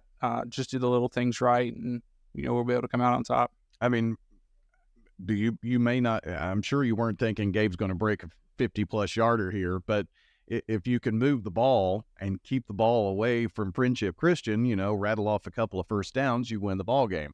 That score gives you cushion, but it also gives Friendship the ball back. And after they score, you had to know that they were going to try an onside kick. I mean, that's really the only thing they could do. Absolutely. That's another one of those plays in a game. We've talked about safety. Those are weird things that, you never know what's going to happen on an onside kick, hardly. For sure. And we practice it. We practice it every week. Coach BJ is oddly really good at kicking onside kicks. So we'll let him he kicks a handful at him every week. And it's a different guys doing it different ways. Just that way we're ready for all the different scenarios. And if anyone gets the ball kicked to them, they can feel confident that they're going to be good. But going back to the Gabe play, we don't call that play thinking we're going to end up punching that one in the end zone. We felt good about it. We thought we could get the edge on him. And then he ends up breaking 2 tackles and getting it all the way down there. And, it's just really good execution. It's a play, honestly, we didn't practice a ton during the week because of how they had lined up in the past. It was a play they kind of took away based on alignment. And we get into the game and we're like, they're giving it to us. Let's just run it. Like, let's trust the kids. We run it every week prior to this week. They know what they're doing. Let's let them go execute. And they did a really good job, and couldn't be more proud of them. Had to know that Eli was going to be a huge focus for Friendship defensively, and that's when it's next man up. And Gabe almost had 100 yards rushing last night for you. So, when you're the man behind the man, sometimes you maybe feel like you need to get more touches, or that's just maybe a mentality. But Gabe does a lot of very important things for you, whether he has rushing yards or not. And just the fact that there were some openings for him, he was able to help your football team win. Absolutely. I mean, you look at it, kind of what we do, we really have 3 or 4 different guys on any play that can carry the football. Eli gets all the accolades, and, deservedly so. He plays really well. He's put up really good numbers. But we trust every single one of our guys that carries the football to do their job and to do it well. Even on our first touchdown, I don't even think Eli was on the field. And, Yates Guerin punches it in. And again, just we trust any of the guys that are going to carry the football to be able to do their job. And, we wouldn't be where we are without all of them. The offense doesn't work if you only have one guy who's any good. We're successful because we can give the ball to Gabe. We can give the ball to Briggs. We can let Yates run it. We can let Brooks run it. We can kind of mix and match and, kind of try and take some of, if they're all going to watch Eli, cool, we're going to let somebody else beat you. And as soon as you start worrying about other people, now we get to start hitting you with Eli again. And so it's about making sure all 11 are doing their jobs. And again, like I've said, they did a really good job of that last night. Wanted to talk to you a bit about Yates. Yates Guerin was, 8 carries, 29 yards, but that touchdown obviously was huge. He has really just worked to be a really good high school quarterback, hasn't he? Yeah, for sure. I mean, can't say enough about that kid. Whenever his number's called, he's ready to go. He had a play, he plays corner for us also. We had a play where he was locked on their number 1 receiver and ran with them balls in the end zone. He went, fought through the catch and knocks it away, right? And so when you're the quarterback of the offense and you've got to know where everyone's lined up, you got to do all that, and then you can go over and play corner and knock the ball away from their best receiver in the end zone. I think it's just a testament to our kids and the work they've put in to be able to, no matter what the situation is, they're confident enough they can go make the play. And, luckily we've been able to do that now for a couple weeks in a row. And now we got to just, again, as I've said, just got to keep building, got to keep getting better because it doesn't get easier.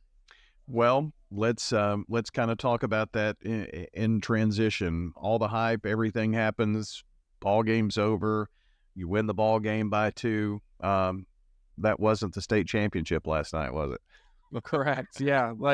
And again, I don't want to take away from it, right? Sure. It's a big win. It's a region win. Those games are always fun against Friendship. It's really kind of turned into a pretty good rivalry between the two teams. I think it's a healthy rivalry. But, at the same time, you got a region foe coming in. They won 18 straight. Everyone's talking about them. They're a good football team.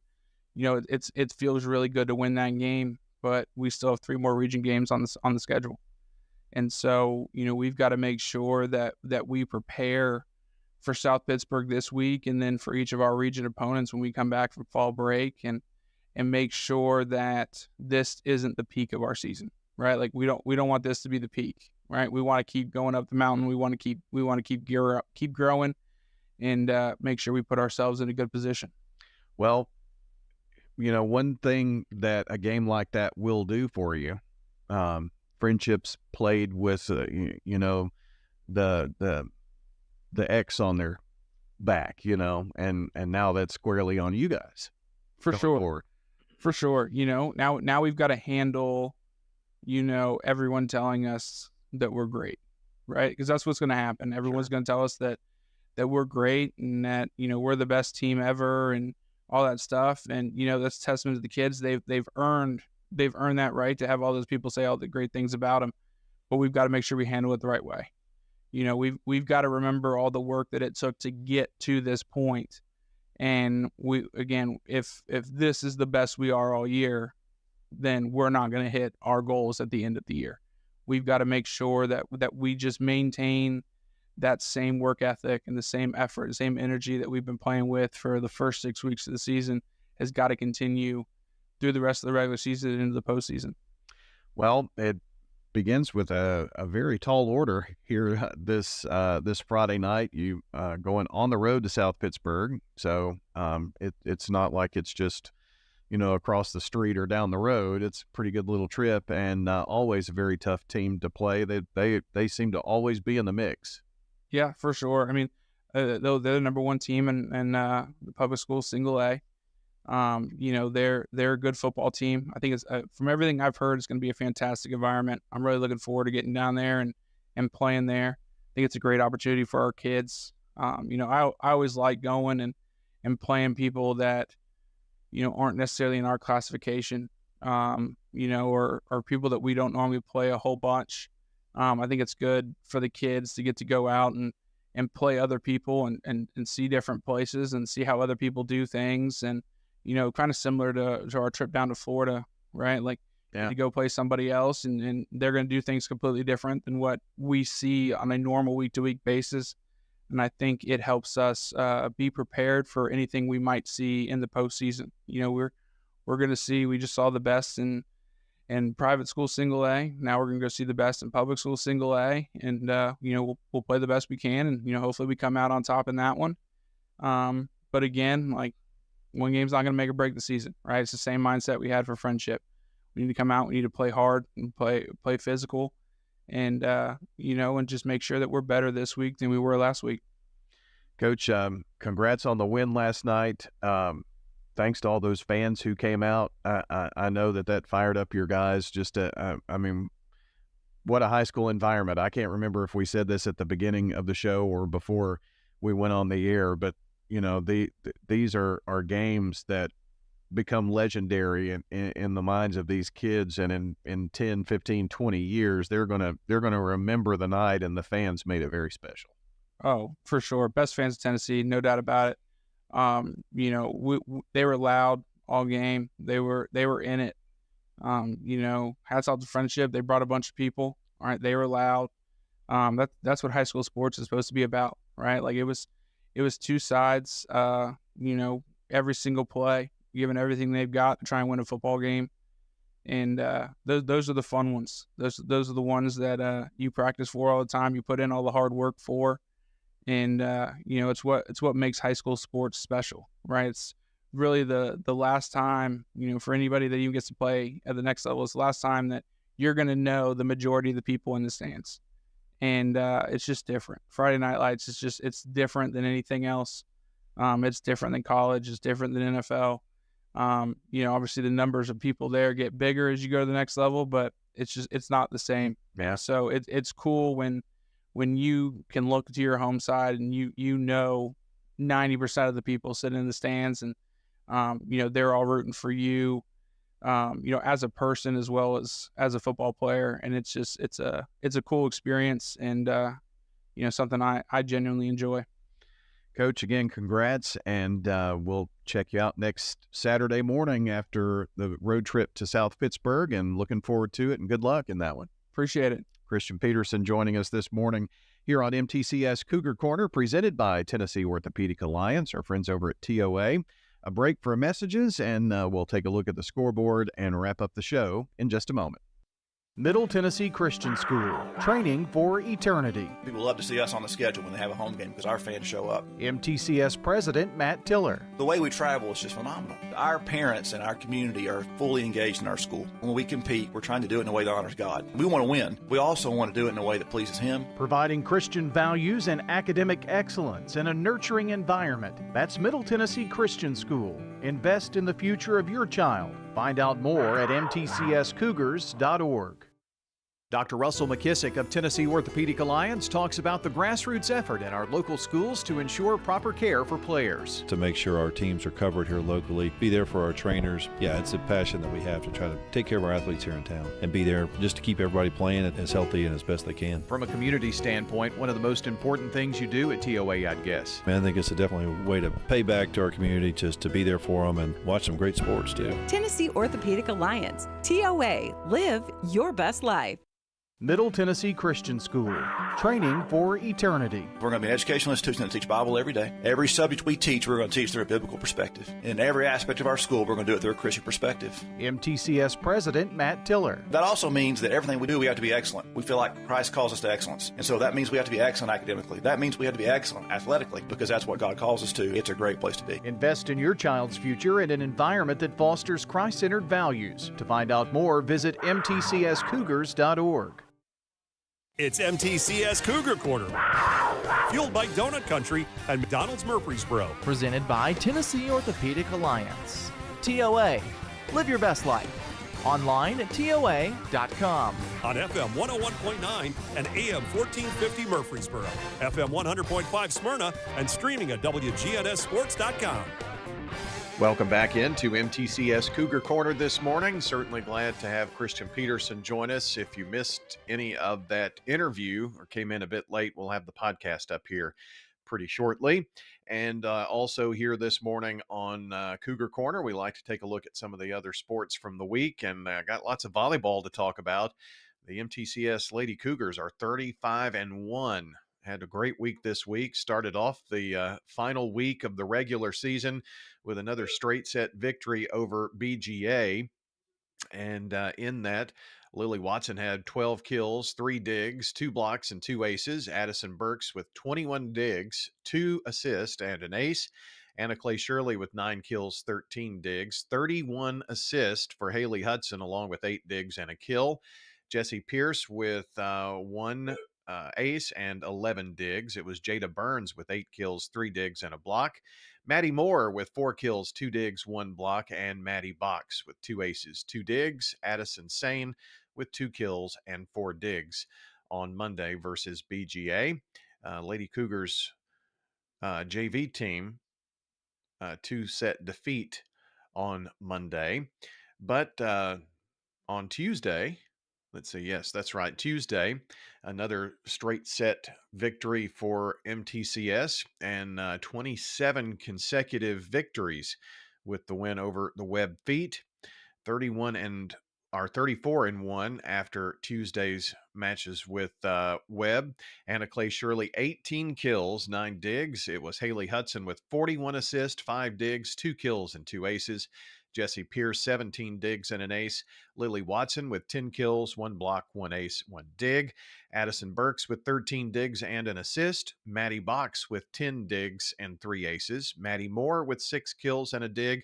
Jada Burns with 5 kills, 4 digs. And Addison Sane with 5 kills and 1 dig.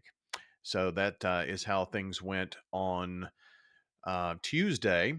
Then Thursday, the Lady Cougars take down PCA in a 5-set battle. It was a heck of an event there on Thursday to roll to 14-0, 35-1 in district play, taking down the Lady Lions in a tight 5-set battle. The Cougars finished off the regular season with a perfect 14-0 record in district play and an undefeated record in the best of 5-set matches. Now, the Cougars start district play on Monday. I'll tell you a bit about that here in just a moment. Pretty equally as exciting was the JV game between MTCS and PCA, and the Lady Cougars finish out their season with a 3-set victory in that. So how did things go in that 5-set victory for MTCS against PCA on Thursday in terms of individual stats? Haley Hudson with 48 assists, 15 digs, 2 aces, and a kill. Addison Burks with 31 digs, 3 assists, 5 aces. Anna Clay Shirley with 18 kills, 17 digs, 2 aces. Jada Burns with 15 kills and 8 digs. Lily Watson with 15 kills, 5 digs, 3 aces, 2 blocks, and an assist. Jessie Pierce with 9 digs, 2 aces. Maddie Box with 8 digs, 2 aces. Maddie Moore with 4 kills, a block, and a dig, and Addison Sane with 4 digs and 1 kill. Dropped the first set 26-24 to PCA, won the second one 25-21, and the third set 25-13, but PCA just kind of hung around, wouldn't go away, winning the fourth set 25-18, and MTCS winning the final fifth set 21-19. So again, district tournament begins on Monday, and let's see, that will be Monday to be determined. District quarters are at the higher seeds, so it'll certainly be at MTCS, and be sure to check on their socials to get all the information about upcoming play on Monday.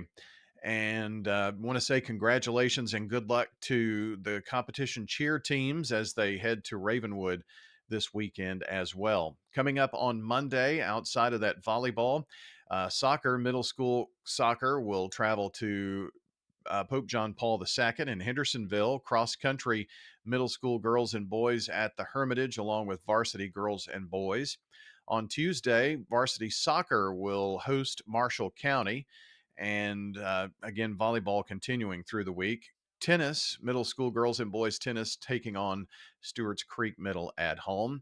On Thursday, middle school girls and boys tennis will be hosting Providence Christian Academy, and 8th grade night following those matches, by the way. 5th and 6th grade football at the Grace Academy. And at 5 o'clock, girls middle school soccer hosting Donaldson Christian. And also the varsity soccer team will be at Antioch. Football, middle school style at Grace Christian at 6:30, and boys middle school soccer at 6:30 as well at MTCS. Friday, the big game at South Pittsburgh for the undefeated Cougars, and that is a look at the schedule, football-wise, and all the other sports that we took a look at this morning. All right, so a bit of a recap here. Again, today on WGNS at 6 o'clock kickoff, 4:30 airtime, Middle Tennessee football versus Colorado State. Home game at Floyd Stadium. Take your radios, listen in real time, FM 101.9 and AM 1450. You can hear the game as Chip Walters and Joe Dubin bring you the play-by-play, so be sure to tune in for that. No Braves today. Their Saturday game pushed to a Sunday doubleheader because of this tropical storm moving up the East Coast. They'll play at Washington, a doubleheader. We'll have game 1 of that at 12:20 tomorrow. Next week, Thursday night, it's Middle Tennessee at Western Kentucky as they start this schedule of midweek games for the end of September and the month of October. So that'll be our Thursday night sports offering, so no primetime sports. But Friday night will be at Coffee County as Rockvale travels to Coffee.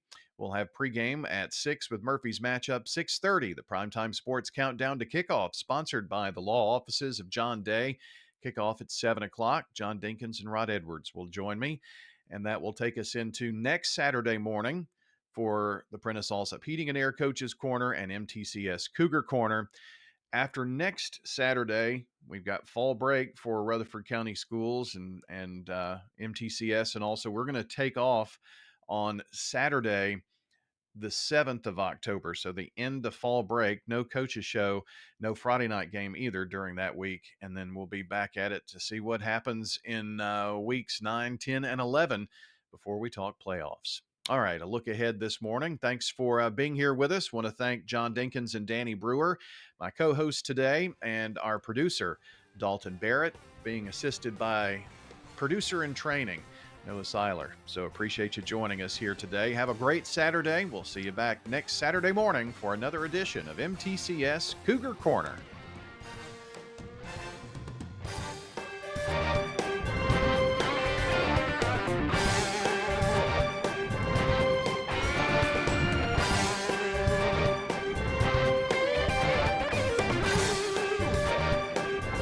You're listening to the Ken Coleman Show on News Radio WGNS.